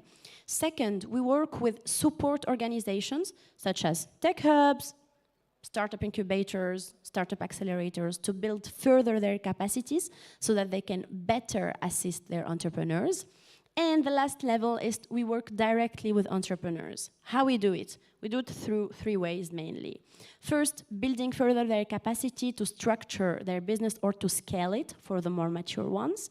Second, through connecting them to events, to partners, to investors, to clients. And third, through connecting them to tools. let it be digital tools, infrastructure, etc. Thank you, Haifa. Matsi, can you present yourself? Yes, thank you very much. So I'm Matsi from Johannesburg in South Africa. I'm an entrepreneur. I'm founder of Furaha, which focuses on HR technology. I'm an investor in technology. I've invested in a company called Finclusion. It's in 5 African countries. I'm also an entrepreneurship activist. So I'm part of an organization called Simodisa, which is for progressing policy in South Africa. I'm also heading up the Startup Act initiative in South Africa. So South Africa needs a Startup Act. And then thirdly, I sit on a couple of boards as a chairperson, board member. Primarily, one which is relevant for today is the Technology Innovation Agency, which is the agency responsible for implementing technology innovation strategy for South Africa, reporting to the Minister of Science and Innovation. So that's me in a nutshell. I definitely wear a lot of hats, so it's always easier to be in environments because I understand from the part of being an entrepreneur what our challenges are, but then also working and engaging with the ecosystem, and then also working with the government. So I'm very excited with the many hats that I wear. Good morning, everyone. My name is Covadonga Rayon. Thank you very much, AfricArena. It's a pleasure for me to be with all of you here today. And I work as a project manager at EBN, the European Business and Innovation Center network. We are based in Brussels, and we are a non-for-profit association with more than 160 members, most of them being business innovation centers. And as a network, one of our main aims is to build bridges. So we started working around 2 years ago in the preparation of proposals to participate in some African projects with the aim to foster the collaboration of our members with organizations in Africa. Thank you, Covadonga. Ndileka? Good morning, everyone, once again. I'm wearing a second hat now. My name is Ndileka Zanzi. I am the CEO of the French South African Tech Labs that is based in South Africa. We're an incubator and accelerator for tech startups with a co-focus on women and previously disadvantaged communities. We run a 6-month incubation program, and we take 2 cohorts per annum. We were established in 2016, and in our portfolio, we have over 40 startups that have been in our portfolio. Apart from the incubation program that we're running, we have other supporting programs. For example, the learning expedition that we did yesterday here in Paris, bringing African startups to Europe. And also we do an incubation, a soft landing program, which we do powered by Enriching Africa, bringing European startups to soft land in Africa. Thank you so much. Thank you, Ndileka.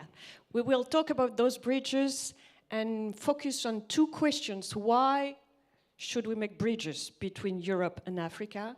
And how can we make bridges? You already spoke on some programs you have, but we will detail this program.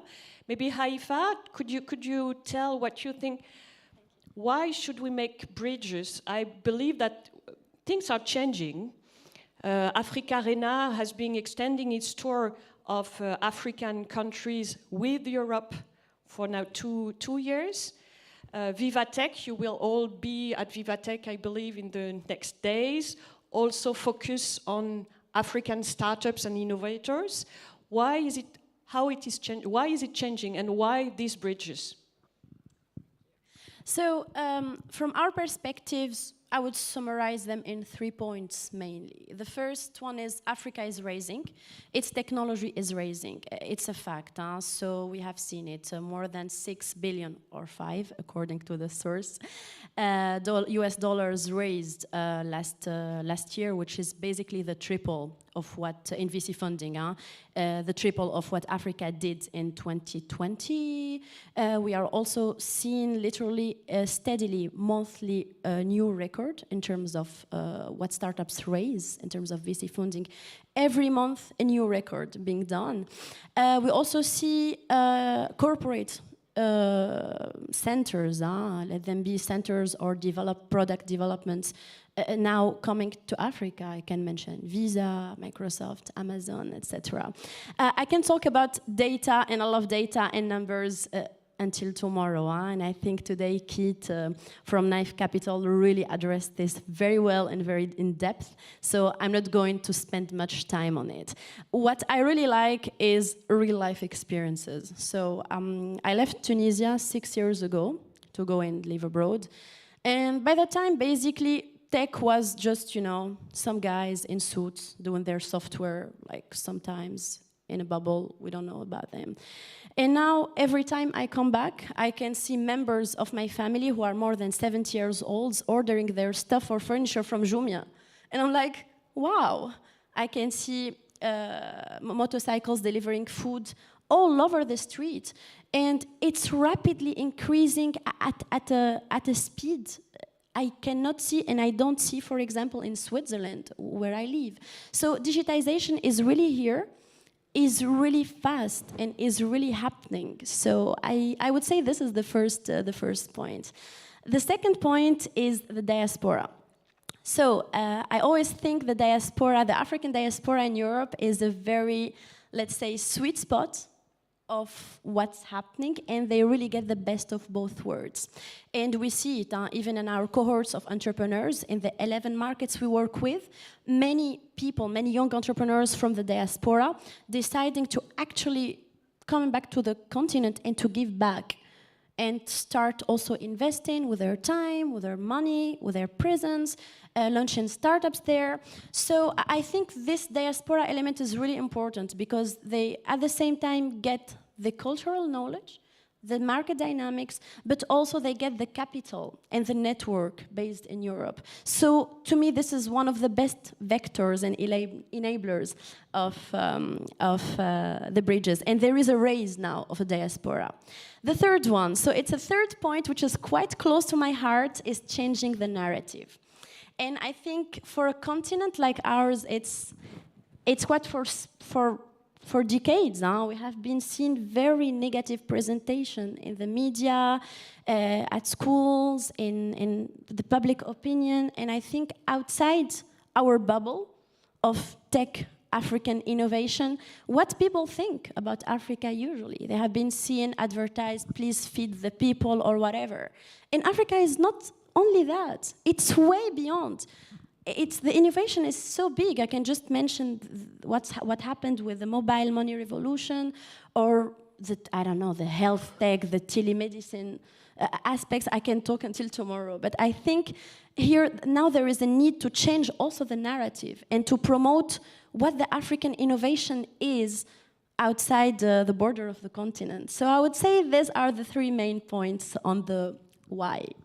Yes, thank you very much. I love that. The narrative is changing. That's true. It's what we see also at Bondinov and with many of our partners. I share that. Maybe Ndileka and Kovadonga, do you think that Ndileka, for the startups you work with in your incubator, do you see they are ready to go to Europe? Do you think that there are steps before going to Europe? What do you think regarding the startups and their link with Europe, the African startups from South Africa? I'll give you a broader answer than just the startups within FZ Labs. And my response is going to be very practical in terms of startups in Africa wanting to expand in Europe. I'll speak about today, for example, that we are going to have over 45 startups who are going to be pitching, most of them coming from Africa. And if that's not an indication that Africans are willing and ready to scale in Europe, then I don't know what it is. And then the second element is that Europeans do want to scale as well. There's another track in terms of when they are pitching there, a track called Europe Scaling to Africa. The interest is on both sides. And also beyond that, the incubators and accelerators, African incubators and accelerators, are are very much interested in scaling as well, and also having relationships with incubators and accelerators within Europe.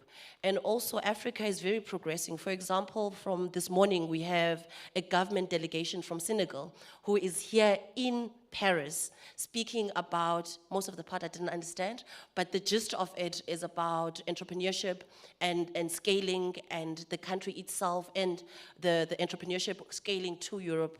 So I hope that answers it.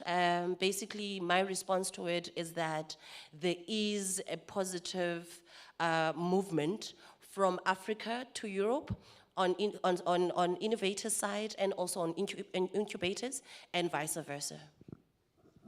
Yes, thank you. And regarding the incubators, Covadonga, the European incubators that are part of your network, do you think they believe in Africa? They encourage startups of in their incubators to go to Africa? What could you tell us about that? Yes, what we have seen is that there is a growing interest on it. When we started working on the projects in Africa and telling our members about the opportunities, we saw that some of our members already had a really important track record of collaboration with Africa, while others still were not considering it that much. And those that were considering they were mainly focused on the MENA region, maybe possible for the proximity, but also for some collaboration agreements that already through different funding programs were promoting that. But as I said, this is they are increasing their interest, and as long as we are showing them the different opportunities offered within the projects in Africa, they are showing every time more interest. Mainly, and they are seeing the talent and the opportunities that the ecosystems in Africa can offer them. So every time we get more members interested joining in the activities, and their interest is mainly focused on the possibility to start collaboration processes with counterparts in Africa, but also to foster the internationalization opportunities for the companies and the entrepreneurs. So I will say, yes, there is a growing interest. Do you believe for your incubators that Africa is appealing like other parts of the, United States, Asia, and so on? Is it changing? Is it what would you say comparatively with other parts of the world? I think it's changing, and the interest is growing. It's true that also it depends also on each of the incubators and where the countries where they come from, because some of them already have some agreements that can make easier. It also depends on the product of their companies, on what the kind of product they focus. But yeah, I think because they are also receiving every time more interest for the companies to know about the African market and to explore the different opportunities. So it really depends, but I will say that it is growing. The narrative is changing, as Aifa said. The narrative is changing for incubators in Europe. Yeah. Yeah. Good. Thank you. Matsi, do you have programs that are working between Europe and Africa? Do you work with public and private sectors? Do you believe that public and private investors are ready to encourage innovation between both continents? What would you say about the partners in public and private sectors? Thank you so much for that question. Yes, we do have programs. As Simodisa, we are in essence connecting the dots. We work with the likes of AfricArena, we work with the likes of the World Bank, we work with the likes of Viva AfricArena, very French, we work with the likes of Endeavour, which is a global accelerator program. And then the question around public and private sector, we are already connected. If you think about it, we are a global village, and technology has facilitated that. I could be all the way down south in South Africa and know what's happening in France, what's happening in Europe, what's happening in America. And in terms of private sector, the role that they've played, and they could do more of it, is creating and facilitating a market for the entrepreneurs. and also do corporate venturing, which is in essence investing in these startups that are going to disrupt their industries. And in terms of the public sector, it's quite tricky. But they in essence have to play their part in enabling policy. I think a few people did mention the Startup Act that's happening throughout the continent, and my fellow sister from Senegal, is quite a big champion of that in Senegal. But countries like Nigeria, Tanzania, Kenya, Tunisia, which was a pioneer, have been able to create that. But then also, the whole notion of the public sector being governments is, Africa needs to have a plan for itself, because everybody has a plan for us. A lot of countries coming into Africa asking us about bridges, asking about, are we ready? It's like, well, we should be asking ourselves those questions. What do we have to offer the world? How are we creating those environments to create products and services that are going to disrupt the world? So Africa certainly, and governments need to focus on how do we as a continent have a plan for ourselves, because Europe, the West, the East have a plan for us. And in essence, also just creating and facilitating and inspiring innovation. Sitting as the chairperson of the Technology Innovation Agency, we have a network of tech stations in universities, similar to what you'd find in Silicon Valley, where it's a whole community and whole ecosystem. It connects the market, the universities. So we have tech stations, and when you go to our tech stations, they're not the most inspiring environments. And we're saying we want world-class innovations to come out of infrastructure that's not world-class. So there's a lot of investment that has to come from African governments into their own startups. We have to start investing in our own ideas and not wait for the East and the West to take us seriously. We need to take ourselves seriously. Thank you very much. I've heard that South Africa is claiming to be one of the bridge between Europe and Africa, one of the countries which is very proud of what they do and how high they are. What would you say about that? You're not from the government, but... I'm a proud South African. I'll always root for my country, but I'll also be honest around our challenges. The fact that the policy environment is not enabling for high-impact, high-growth startups. A lot of South African companies would rather register their companies in Mauritius and Delaware. So we have to fix that. But South Africa has world-class infrastructure. It's ailing at the moment. We do struggle with electricity and water, but still on the African continent, we are quite a world-class country. But there's certain things that we have to fix for ourselves. And yes, I think also we need to collaborate more. We should stop this thing of South Africa is the best country and everybody else isn't. It's about how do we work with each other? How do we leverage each other's strengths? I mean, Nigerians from West Africa, Tanzanians from East Africa, what are our strengths and how do we collaborate as a continent? Because this divide and conquer thing of the past needs to stop. It's how do we collaborate on our... So I'm not going to say, yes, South Africa is leading and we're the champions. Yes, we are champions, but we also have to be the facilitators of how do we work together as a continent. Thank you. Yes, how we work all together. LADER, you have partnerships and you develop a lot of partnerships, and it has been said this morning that Senegal is very dynamic as well. And maybe one of the bridge between French-speaking countries, between Europe and Africa. Between your partners, how many partners do you have with Europe and with other countries in Africa at LADER, for instance, to give an example? Could you say, it has been said this morning, that you have a lot of partnerships with European partnerships developed. But what is the part between European partnerships and African partnerships? I would like to go back to two facts just to remind us that are, I think, really important, and they're also the basis, the foundations of our own strategy. So the first one is, as we all know, in Africa, most of our countries are really small markets in themselves. We have some exceptions like Nigeria and those super big markets, but most of us, we have small markets. So it leads also to the second fact, which is related to this quote that we have in Africa, which is that when you want to raise a child, you have to have the village with you raising this child. And I think you said it properly also, Catherine, before. It takes a whole ecosystem to raise a startup. So the idea for us is how can we make sure that ecosystem is strong enough so that the startups and the entrepreneurs that we support can scale also.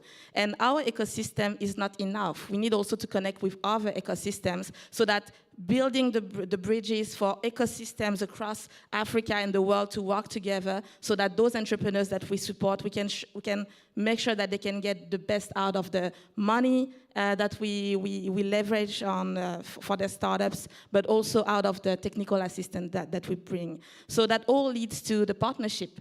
When we talk about partnership at the DARE, we talk about national partnership, which is super important. How do you make sure that all of the stakeholders in the ecosystem can know what each other is doing? How can we better work together in synergies? And how can we make sure that we have, as you've mentioned before, the national strategy for what we are building? So having our own vision. The vision for Senegal regarding innovation is that we want to be among the 5 top hubs across Africa. And this is what we are building at the moment. For this, we have a clear strategy and a pathway.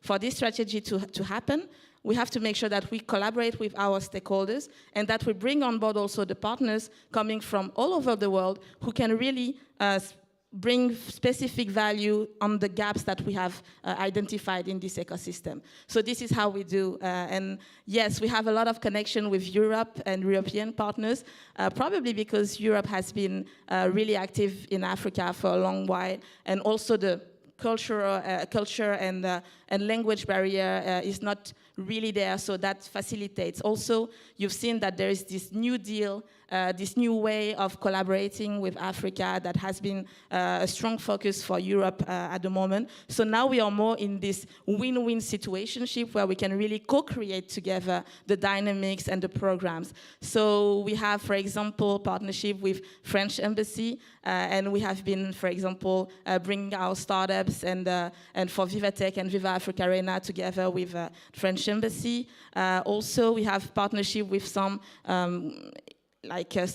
collaborators that are supported themselves by other European Union, for example, and it's the case for Intracen, which is also one partner. And we have also partnership with BPI France, where we are seeing the model, which is a model that can be also kind of an inspiration for what we are doing at the DARE.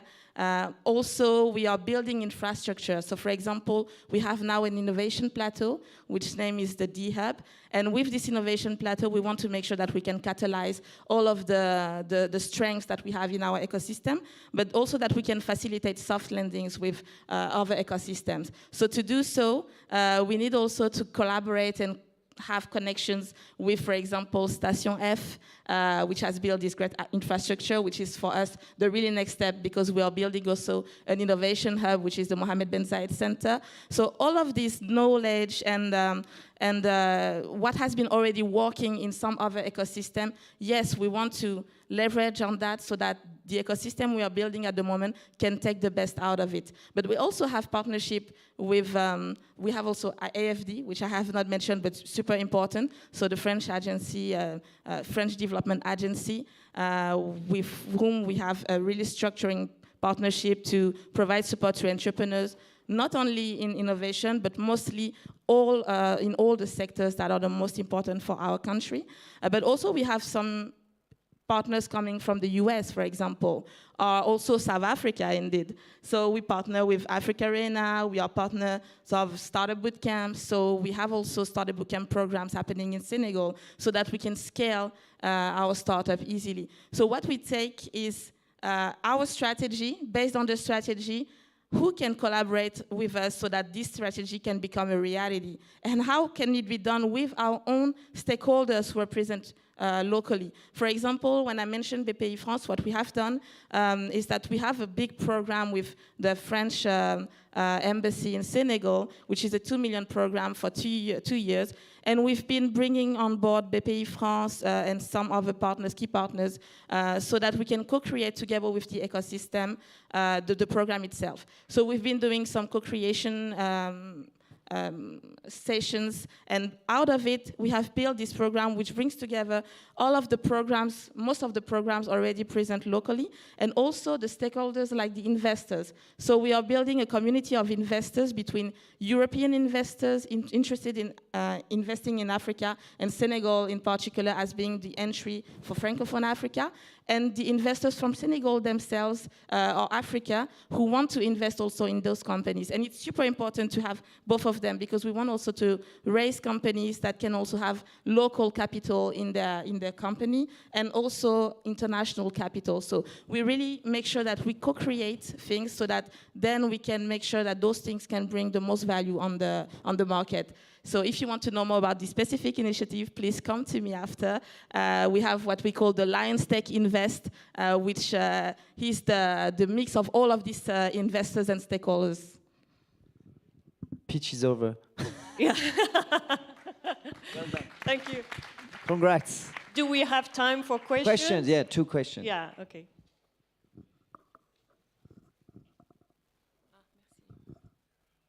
Hi. My name is Mariam. I'm from Mauritania, working for the Ministry of Digital Transition and Innovation. I just want to have one question to you, panelists. We want to build bridges, we said, of innovation between Europe and Africa.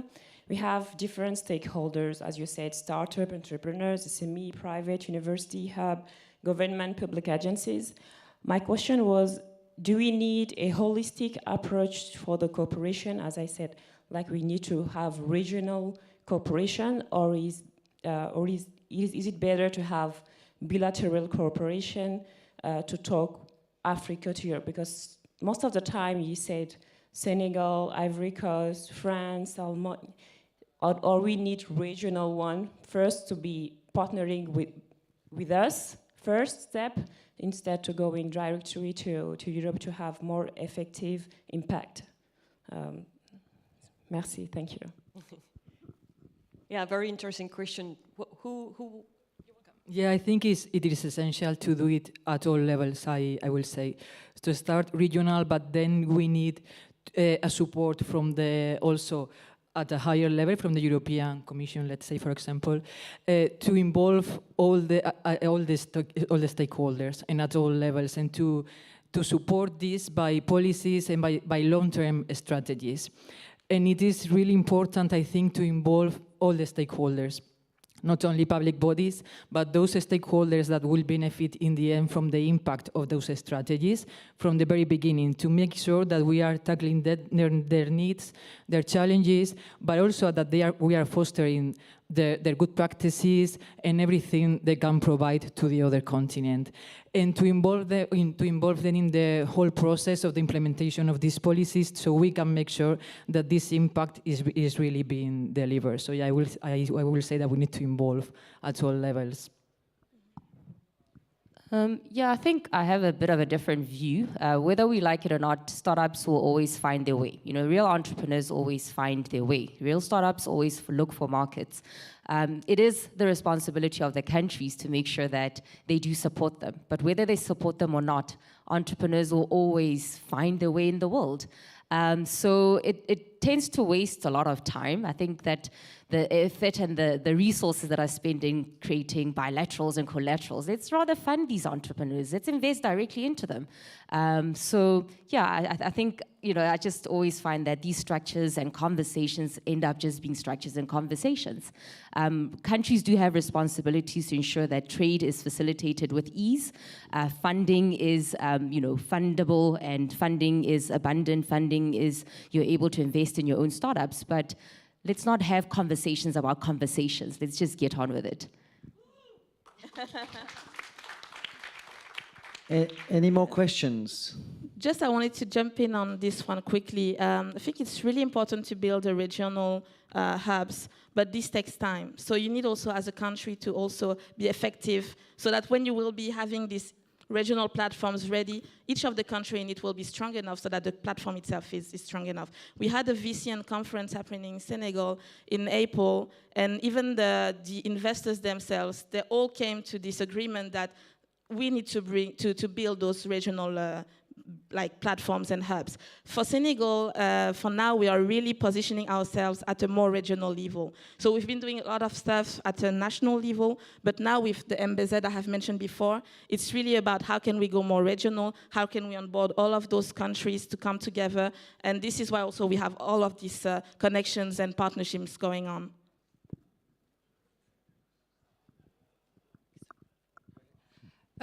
Thank you very much for the discussion. We went through, I would say, everything toward governmental or societal initiatives, but what about any initiative toward women founders and capitalize on the tech community of women across Africa and Europe, but especially across Africa?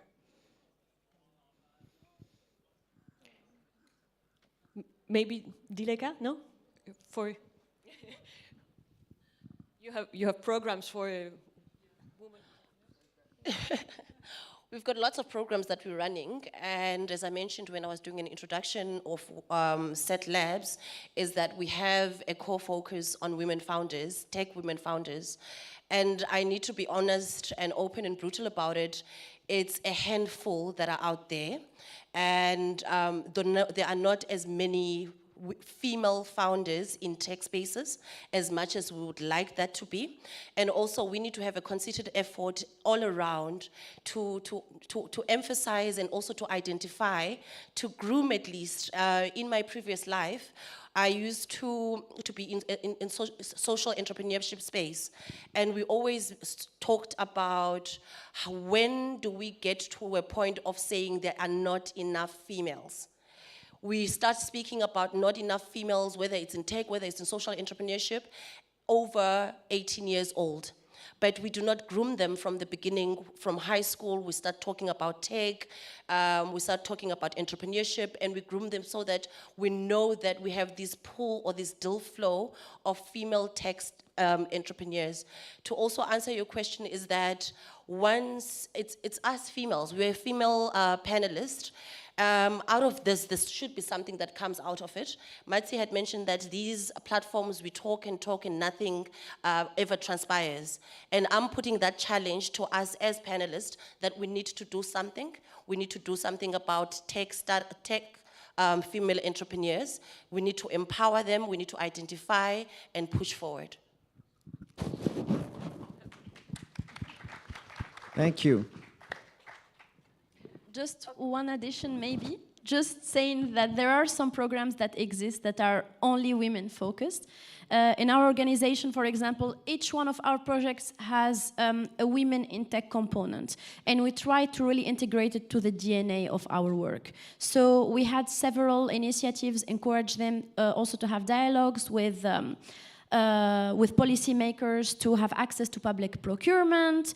We have a whole group of women that, as you said, they lack also sometimes, the structure, the business equity. So we coach them on that. It exists. You can go, for example, to the platform shetrades.org, and you can get to know more about what we do in this area. Just to open a reflection around that, above the supporting women themselves, we should also think about having more women in fund management. And this is also something we are reflecting at the moment.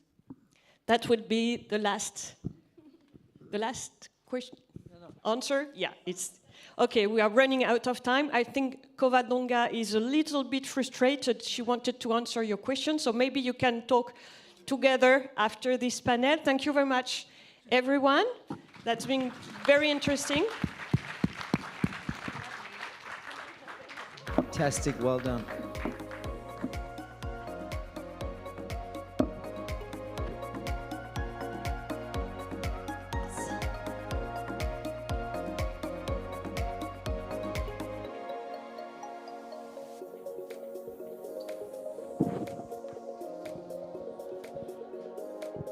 Great panelists, and I'm not saying great because I was in it. Thank you so much for everyone. I know once we start talking female, it will never end. Thank you so much. Next up, we have the African versus Europe startups. Is it really that different? And it will be facilitated by Charlie Perrault, who is one of the top journalists in the tech space. Did I say it wrong? I'm so sorry. Please come up on stage, and including the panelists that will be part of this conversation.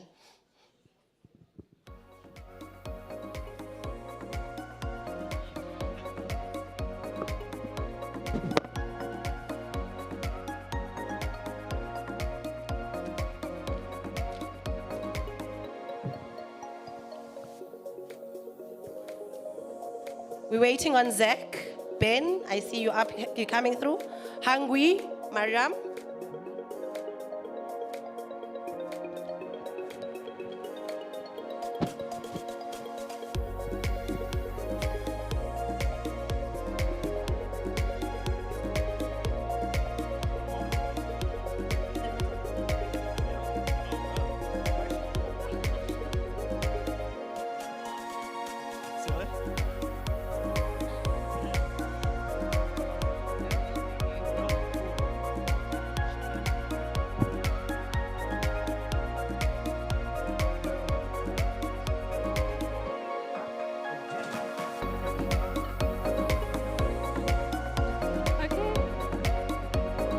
Well, thank you for still being here with us.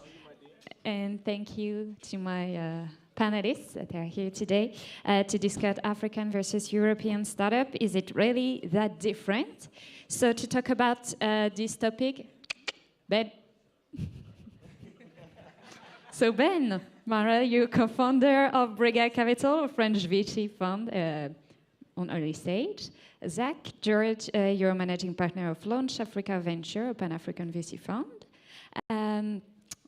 Angui Mwambadzi, yeah, you're the venture partner for Commons Ventures, a fintech-focused VC firm. And finally, Mariam Dieng, you are leading the strategy and expansion of 500 Global on the African continent. Right. Thank you again for being here today. So to start this panel, we're going to start by the beginning, which is a very simple question. Is it different to build a startup in Africa rather than in Europe? Who wants to start? Ladies first, of course. Mar. Oh, you don't have your mic. Come on. Thanks.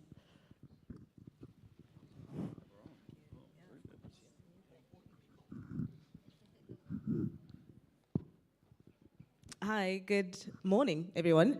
It's an absolute pleasure to be here with all of you. Jolly, I think it is different. I wouldn't say it is necessarily more difficult. One, I've never built a startup in either of these markets, but I can tell you how it is perhaps different in some ways.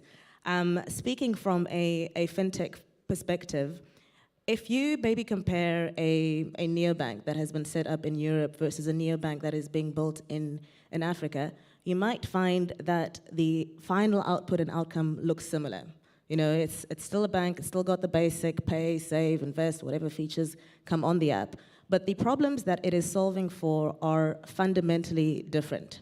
And this is a bit more of a generalistic view, but if you were to look at a Monzo or a Revolut or any other neobank in the European context, most of what it is solving for is maybe more rooted in user experience.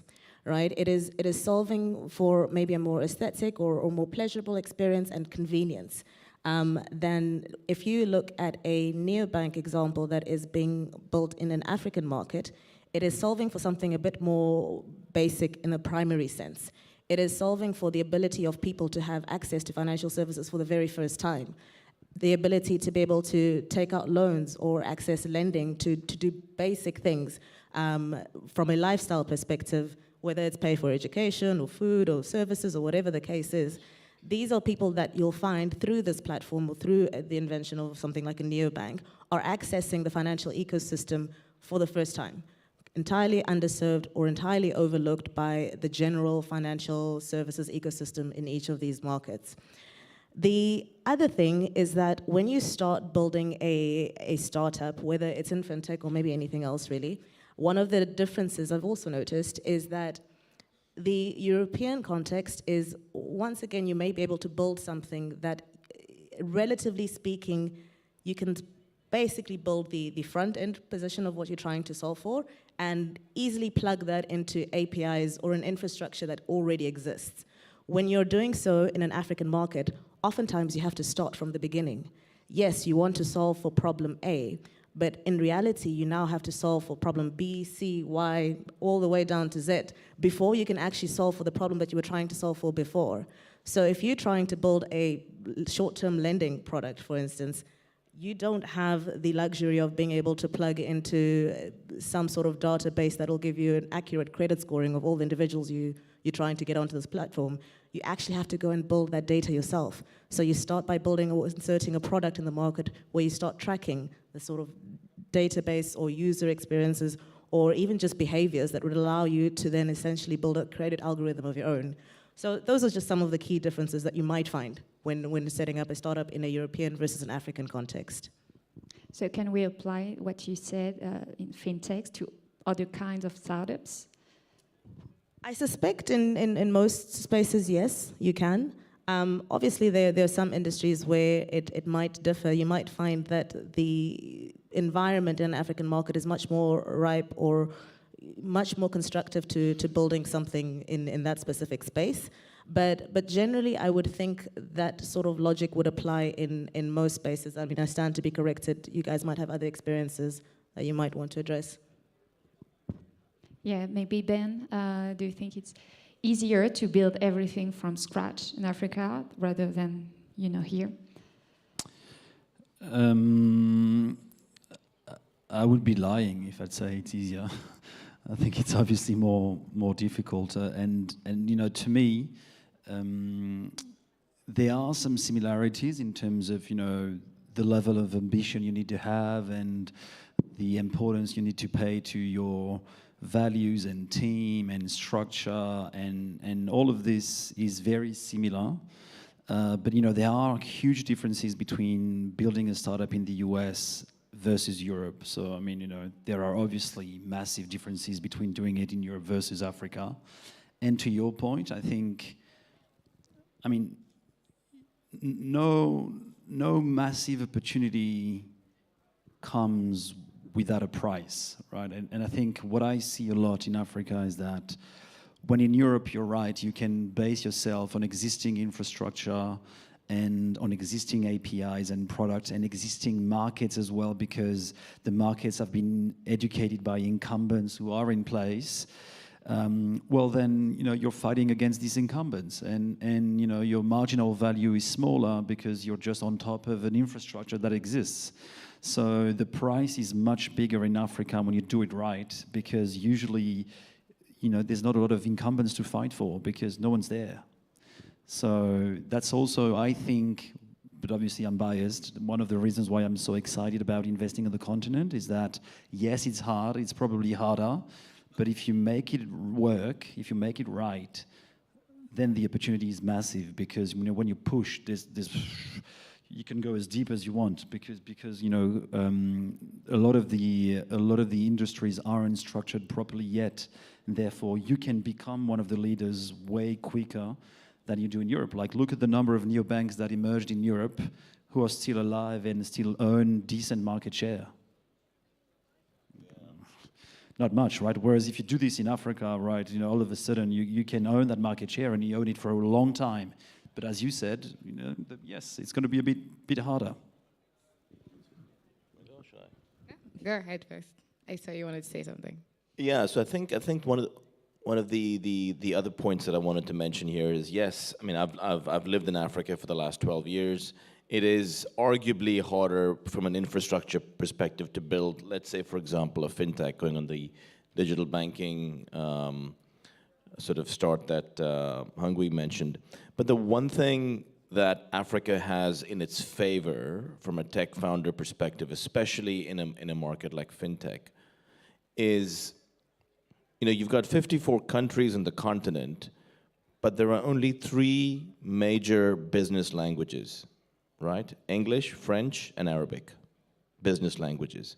In Europe, you've got more than 30 countries, and every country has a different language, a different governance system, a different compliance rule.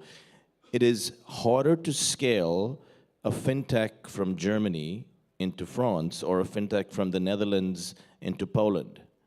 Try doing it. I mean, N26, as incredible of a startup they are, they're still primarily in Germany and Austria, from what I understand. You know, similar thing with, you know, Adyen is pretty much Benelux region. It's very hard to find a fintech that is truly pan-European, whereas in Africa you can do that because of multiple reasons. Language is one. Number 2, most startups on the African continent tend to scale through insurance companies and through banks. So they use the rails of big financial institutions. And the reality is, if you look at the ownership structure of most African banks and insurers, they have very simple OpCo-HoldCo structures where Standard Bank owns Stanbic, owns Stan Chartered, or, you know, there's a recent partnership between Allianz and the Sanlam Group, and through their subsidiaries they own Saham in West Africa, Old Mutual through UAP in Kenya. So if you're a smart founder and you can partner with the right banking or telco or insurance plays, you can expand relatively quicker across the continent, and you have to do it in pretty much one language or maybe 2 languages. So I'd argue that it's probably easier to scale in Africa than it is in Europe if you play your cards right. And we've seen that in our fund as well. Do you agree, Mariam? I think I partially agree in the sense that I believe, like Zach just said, there is a certain level of existing commonalities on the continent that actually is not that easy to find in Europe because they have existing infrastructure that makes it very difficult for companies to actually go from one market to another in that way. But from a different angle, I would actually argue that Africa has a lot more particularities per region, per countries, and through there are 3 main business languages, but there is also hundreds of other local languages. And most Africans actually don't necessarily speak English, French, or Portuguese. So to that extent, I think the opportunity is there, but I think in practice, what we've seen is that companies who are truly trying to target more of the mass in terms of making sure that their solutions are addressing real needs are also having a hard time being able to reach out to that segment of population that doesn't necessarily have access to that level of infrastructure or even banking, because what we've seen is a lot of Africans are actually unbanked. So if you're thinking about the existing infrastructure and how it's being leveraged, I think that African companies are having a lot more difficulties because the continent is still 54 countries, lots of different languages, and still very, very, very different infrastructures. I think you're right. I think from a B2C perspective, fully agree with you. From a B2B perspective, different. And sorry if what I meant if I said Portuguese, it's actually English, French, and Arabic. But yeah. And Zach, do you think that the African founders are a different profile from the European ones? I think profile-wise, I mean, it's important to segregate it from experience and age. I'm a big fan of giving or speaking about facts and not opinions. So if you look at the average age of most African tech founders in the last 7 to 8 years, it's between sort of early 30s to mid 40s, right? In Europe, you could argue that it's probably a good 7 to 8 years younger, and in the US, even younger. The last time I checked, in the US for 2021, the average age was between 23 and 31 in the US. That's really low, right? But it's also a function of the availability of capital and the risk tolerance, etc. What you tend to see in Africa, in the tech space, is a lot of execs that work at banks, a lot in telcos, a lot in insurance, will spend about a decade in those industries, become really sort of, or become sector experts or product experts, and then use those networks to then start startups along with, you know, former colleagues or partners, etc. And that's a good thing. We as a fund value experience a lot, you know, a lot more than just raw smarts. And I think you got to, especially when it's B2B, and I keep saying this all the time, B2B and B2B2C is what works. And to be able to scale successfully a B2B startup, you have to have relationships with key decision makers in these industries. And I think that's a key differentiating factor between the type of founders from an age perspective and experience perspective in between Africa and Europe. Yeah, we're going to talk, of course, about financing, because you know, of course, that in 2021 there would be like a really big rush from the American investors into Europe, but they didn't necessarily have had an office in Europe, in London or in Paris. Do you think you need to have an office in Africa to, you know, to invest in startups? And maybe Ben, because you already invested in a few ones here in Africa. Just putting my toes in the water, right? But it's just before the big swim. I think it really depends on what stage you're investing. Yeah, first of all, I think, you know, the later stage you go, the fewer opportunities, therefore you can probably somehow manage them from overseas in a way, although doing this, you miss the local understanding of the market. But let's, you know, give or take, when there's, you know, 100 companies to explore a year, you can potentially do that from your desk and then come over, in theory, right? The earlier stage you go, the less probable this can work.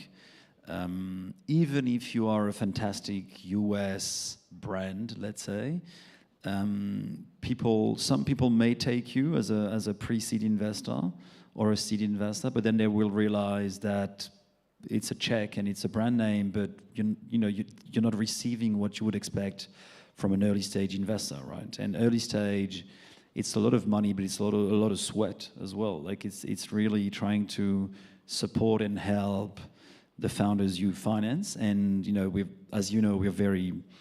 been one of the very first ones in Europe to build a strong scaling team to help our portfolio companies and grow and recruit and organize. And you don't get this from someone who's far away. It's almost impossible. So I think this, given the state of development of the African ecosystem as well, which is a pyramid, like if you want to build that base early stage, you need people on the ground. You need people who know people. Because it's a people business ultimately, right? And it's great to have these events all together and to travel, and you have one in Dakar and Cape Town and Cairo and all these big tech hubs in Africa.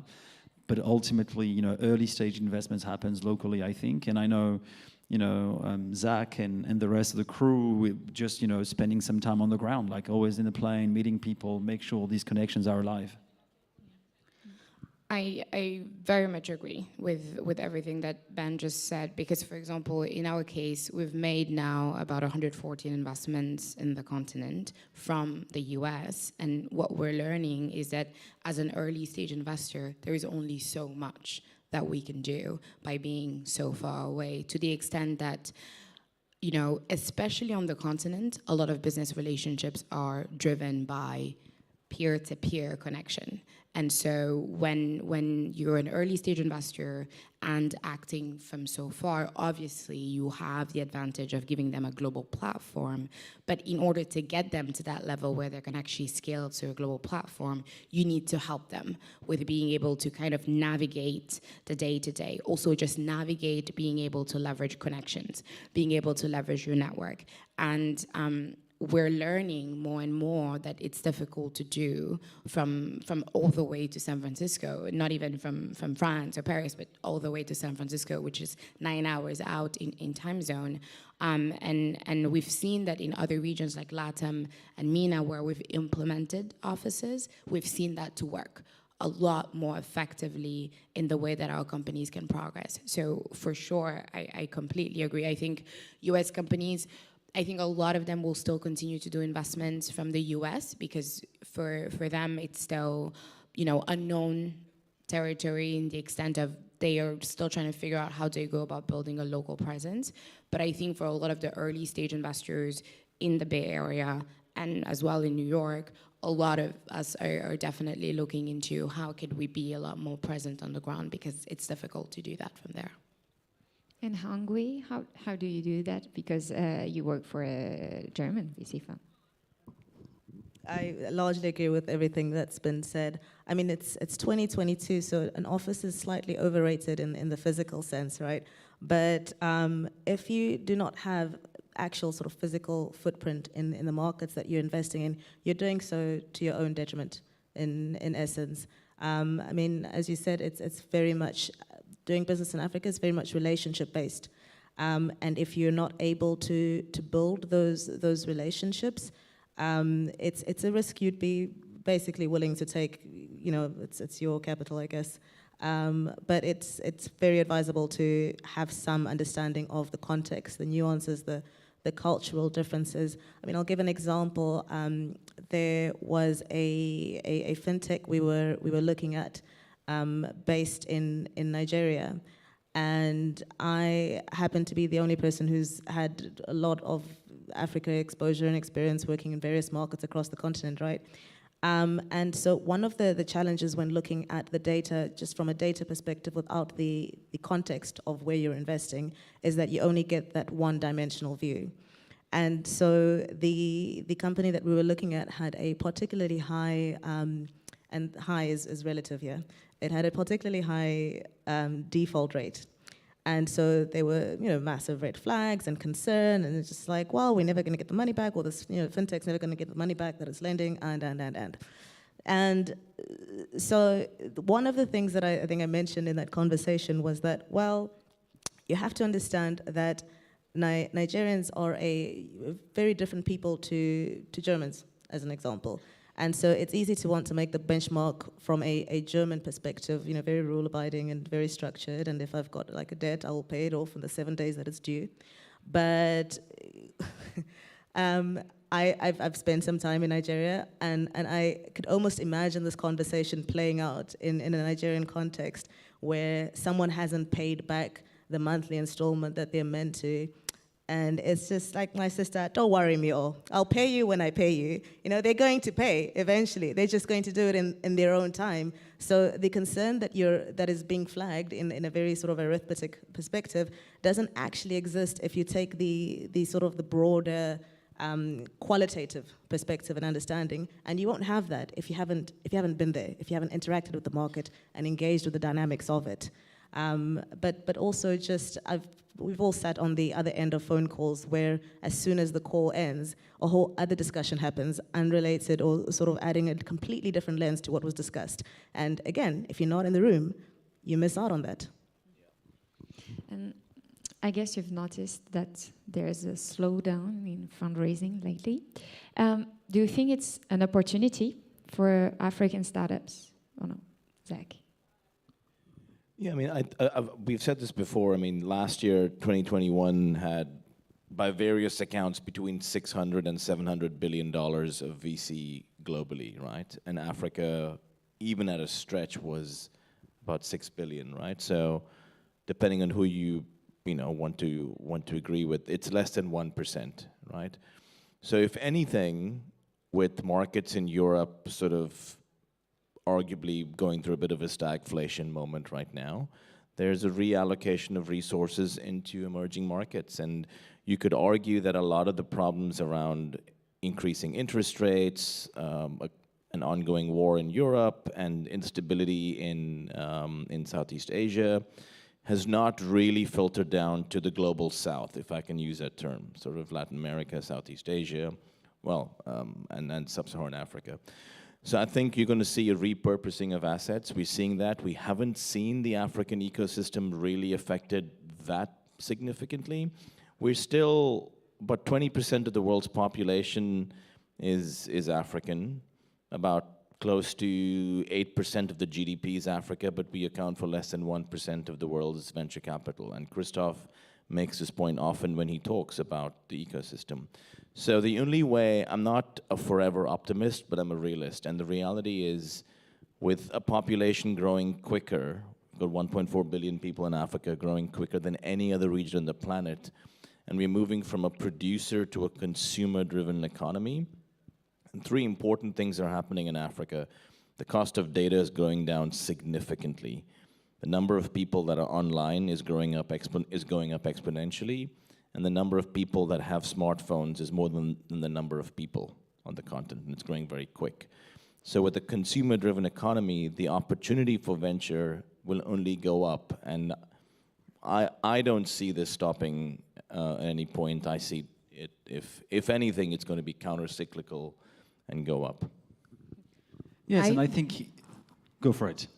Go, please. So, no, I was about to say and comment on this, I agree with you, and it's even more exponential because, yes, there is, this growth by design from the African population, which is going to double in the next 30, 40 years.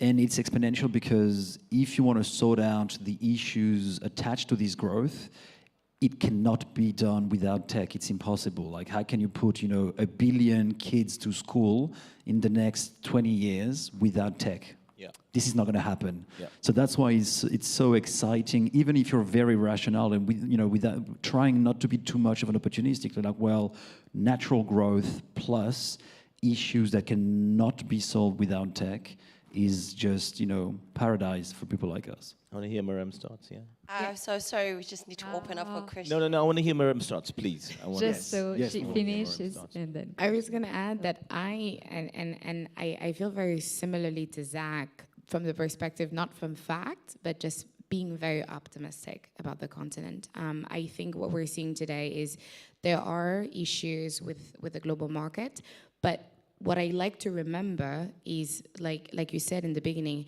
African startups, unfortunately or fortunately, still have a lot of real problems to address on the continent. So as far as their total addressable market go, they still have an incredibly growing opportunity every single day because there are still real issues on the continent that can only be targeted through technology. And just for that matter, facts and numbers aside, there is this optimism to believe that there will be continued investment opportunity. And as Zach has seen, we actually haven't seen this to affect early stage investment in particular that much on the continent. Early stage investors who are African, US-based or Europeans are continuing to invest at the same rate as they did at the beginning of this year. So I think that African entrepreneurs should be aware of these global dynamics, but I would definitely say that they should not panic. And I think that there was, at some point, some messaging going around trying to get people to panic, and I would strongly advise against that because these are not what we're seeing play out. Yeah, thank you. Now it's time for a Q&A session, so please raise your hands.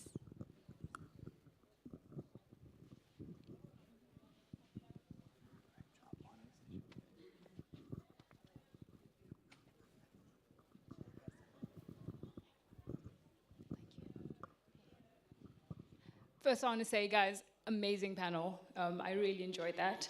And then a question perhaps towards Zach. I'm quite keen to hear if you have any tactical advice for a startup that's trying to establish ties, at least from a B2B perspective, with the banks and the telcos on the continent. I didn't introduce myself. I'm Lerato from Trudenty, and we're a decentralized identity startup. Yeah, I get that a lot. So I think you can either approach them directly, which is not recommended. So there are some really incredible accelerators on the continent, and most accelerators now are funded by corporate partnerships. So, I'm very happy to, not to promote, but to call out good accelerators, right? Founders Factory works very close with Standard Bank and Netcare. 500 Startups, of course, has tremendous corporate partnerships. Miriam's in the house. Startup Bootcamp that I used to co-found, works very closely with Telecel. So just do a bit of digging. The accelerators, and it's not just the global ones.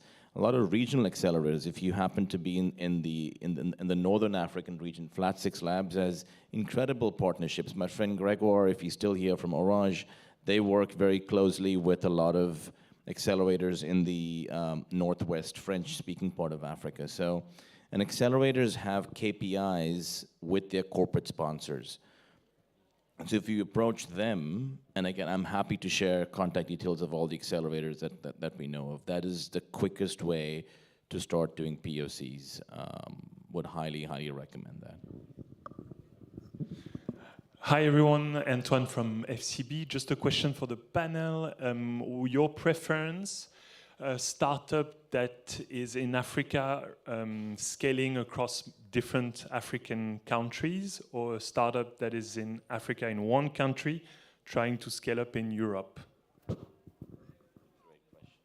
For me, that's an obvious answer.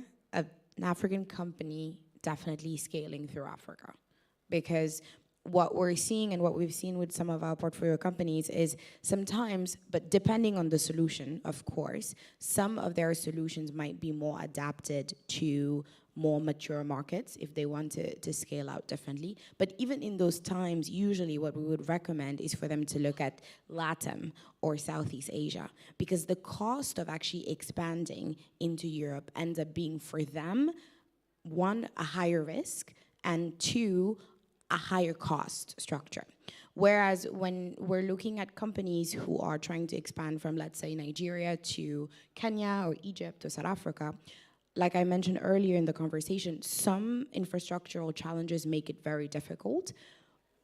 But the opportunity that lay once that they understand how to actually replicate that expansion model from one big market to another, or one big market to a smaller African one, tends to be a lot more cost rewarding on the long term. So historically, for example, we've seen startups in different countries who are ideally looking at going to the US or going to Europe. But for us, from an early stage perspective, we tend to not recommend that. And if their solution is more adapted to more mature markets, we'll actually ask them to look into LATAM or Southeast Asia or MENA. Yeah, I think back to my initial point, I mean, there are markets that are so different, by design, that it's very rare that you can build a playbook that works in Europe, where a lot of European founders fuck it up, by the way, from Africa. And it's no disrespect from African founders, just like it's super hard, even when you're local. Like even when you're local, born and raised in Europe, did an exchange at university in Germany, you fuck it up. So I think it's not a great idea. Like if you were to choose one, developed markets, I would go US or China, like at least a big one where you don't have that sort of hop on, hop off kind of mentality. Once you've built your playbook in Africa, going to different geos, different cultures, different languages, and the best opportunity for you is Europe, why not? But it's kind of a long shot. I reckon that, given the fact that you probably have been building your own infrastructure, your own solutions for, emerging markets, going, sideways versus that, north-south is probably a better idea. So first of all, Africa, and then, you have massive countries in Indonesia, Pakistan, Latin America, you name it, right? It's big. So I would probably recommend that route. Obviously, every company is different. So that's a very generalistic view, but I think that makes more sense 90% of the time. Maybe just to add to that, I think it also very much depends on the problem that you're solving for. You get people that are in love with their problem and people that are in love with their solution. And if you are focused and, say, solving for a specific kind of problem, you might find that that problem is as relevant in an African market as it is in a European market, and also hasn't been solved. I mean, I recently spoke to a startup that was more in the hardware space, and they were building tech around visual aid for those with challenges or disabilities visually. And the market where they started in, even though it was a very relevant, and still is a very relevant problem, you'd find that the technology that they developed, the price point at which they were trying to sell it, wasn't affordable in those markets and only really served a very small niche right at the top of that.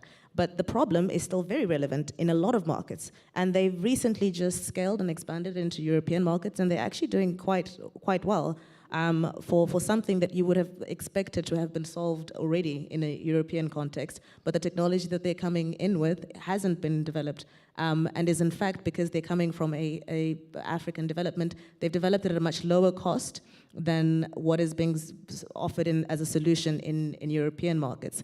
So really, it depends more on, for me, the problem that you are solving for and where it's most relevant.